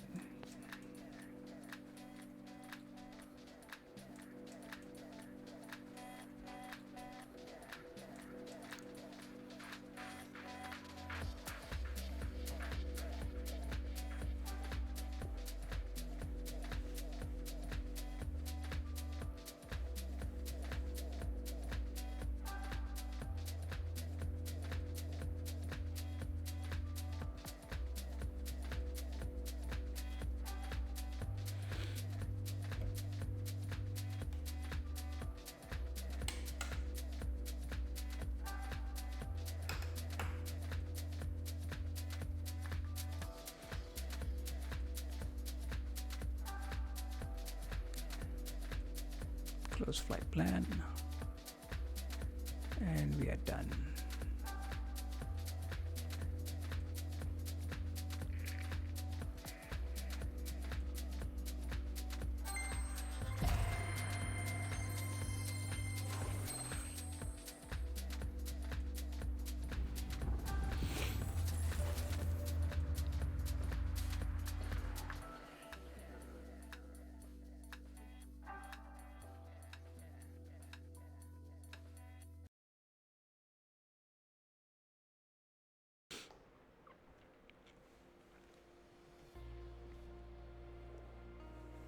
So actually I do not need to bring up MSFS again. We are done with the flight.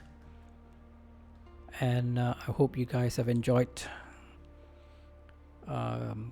tagging along with me in this long flight that I've done.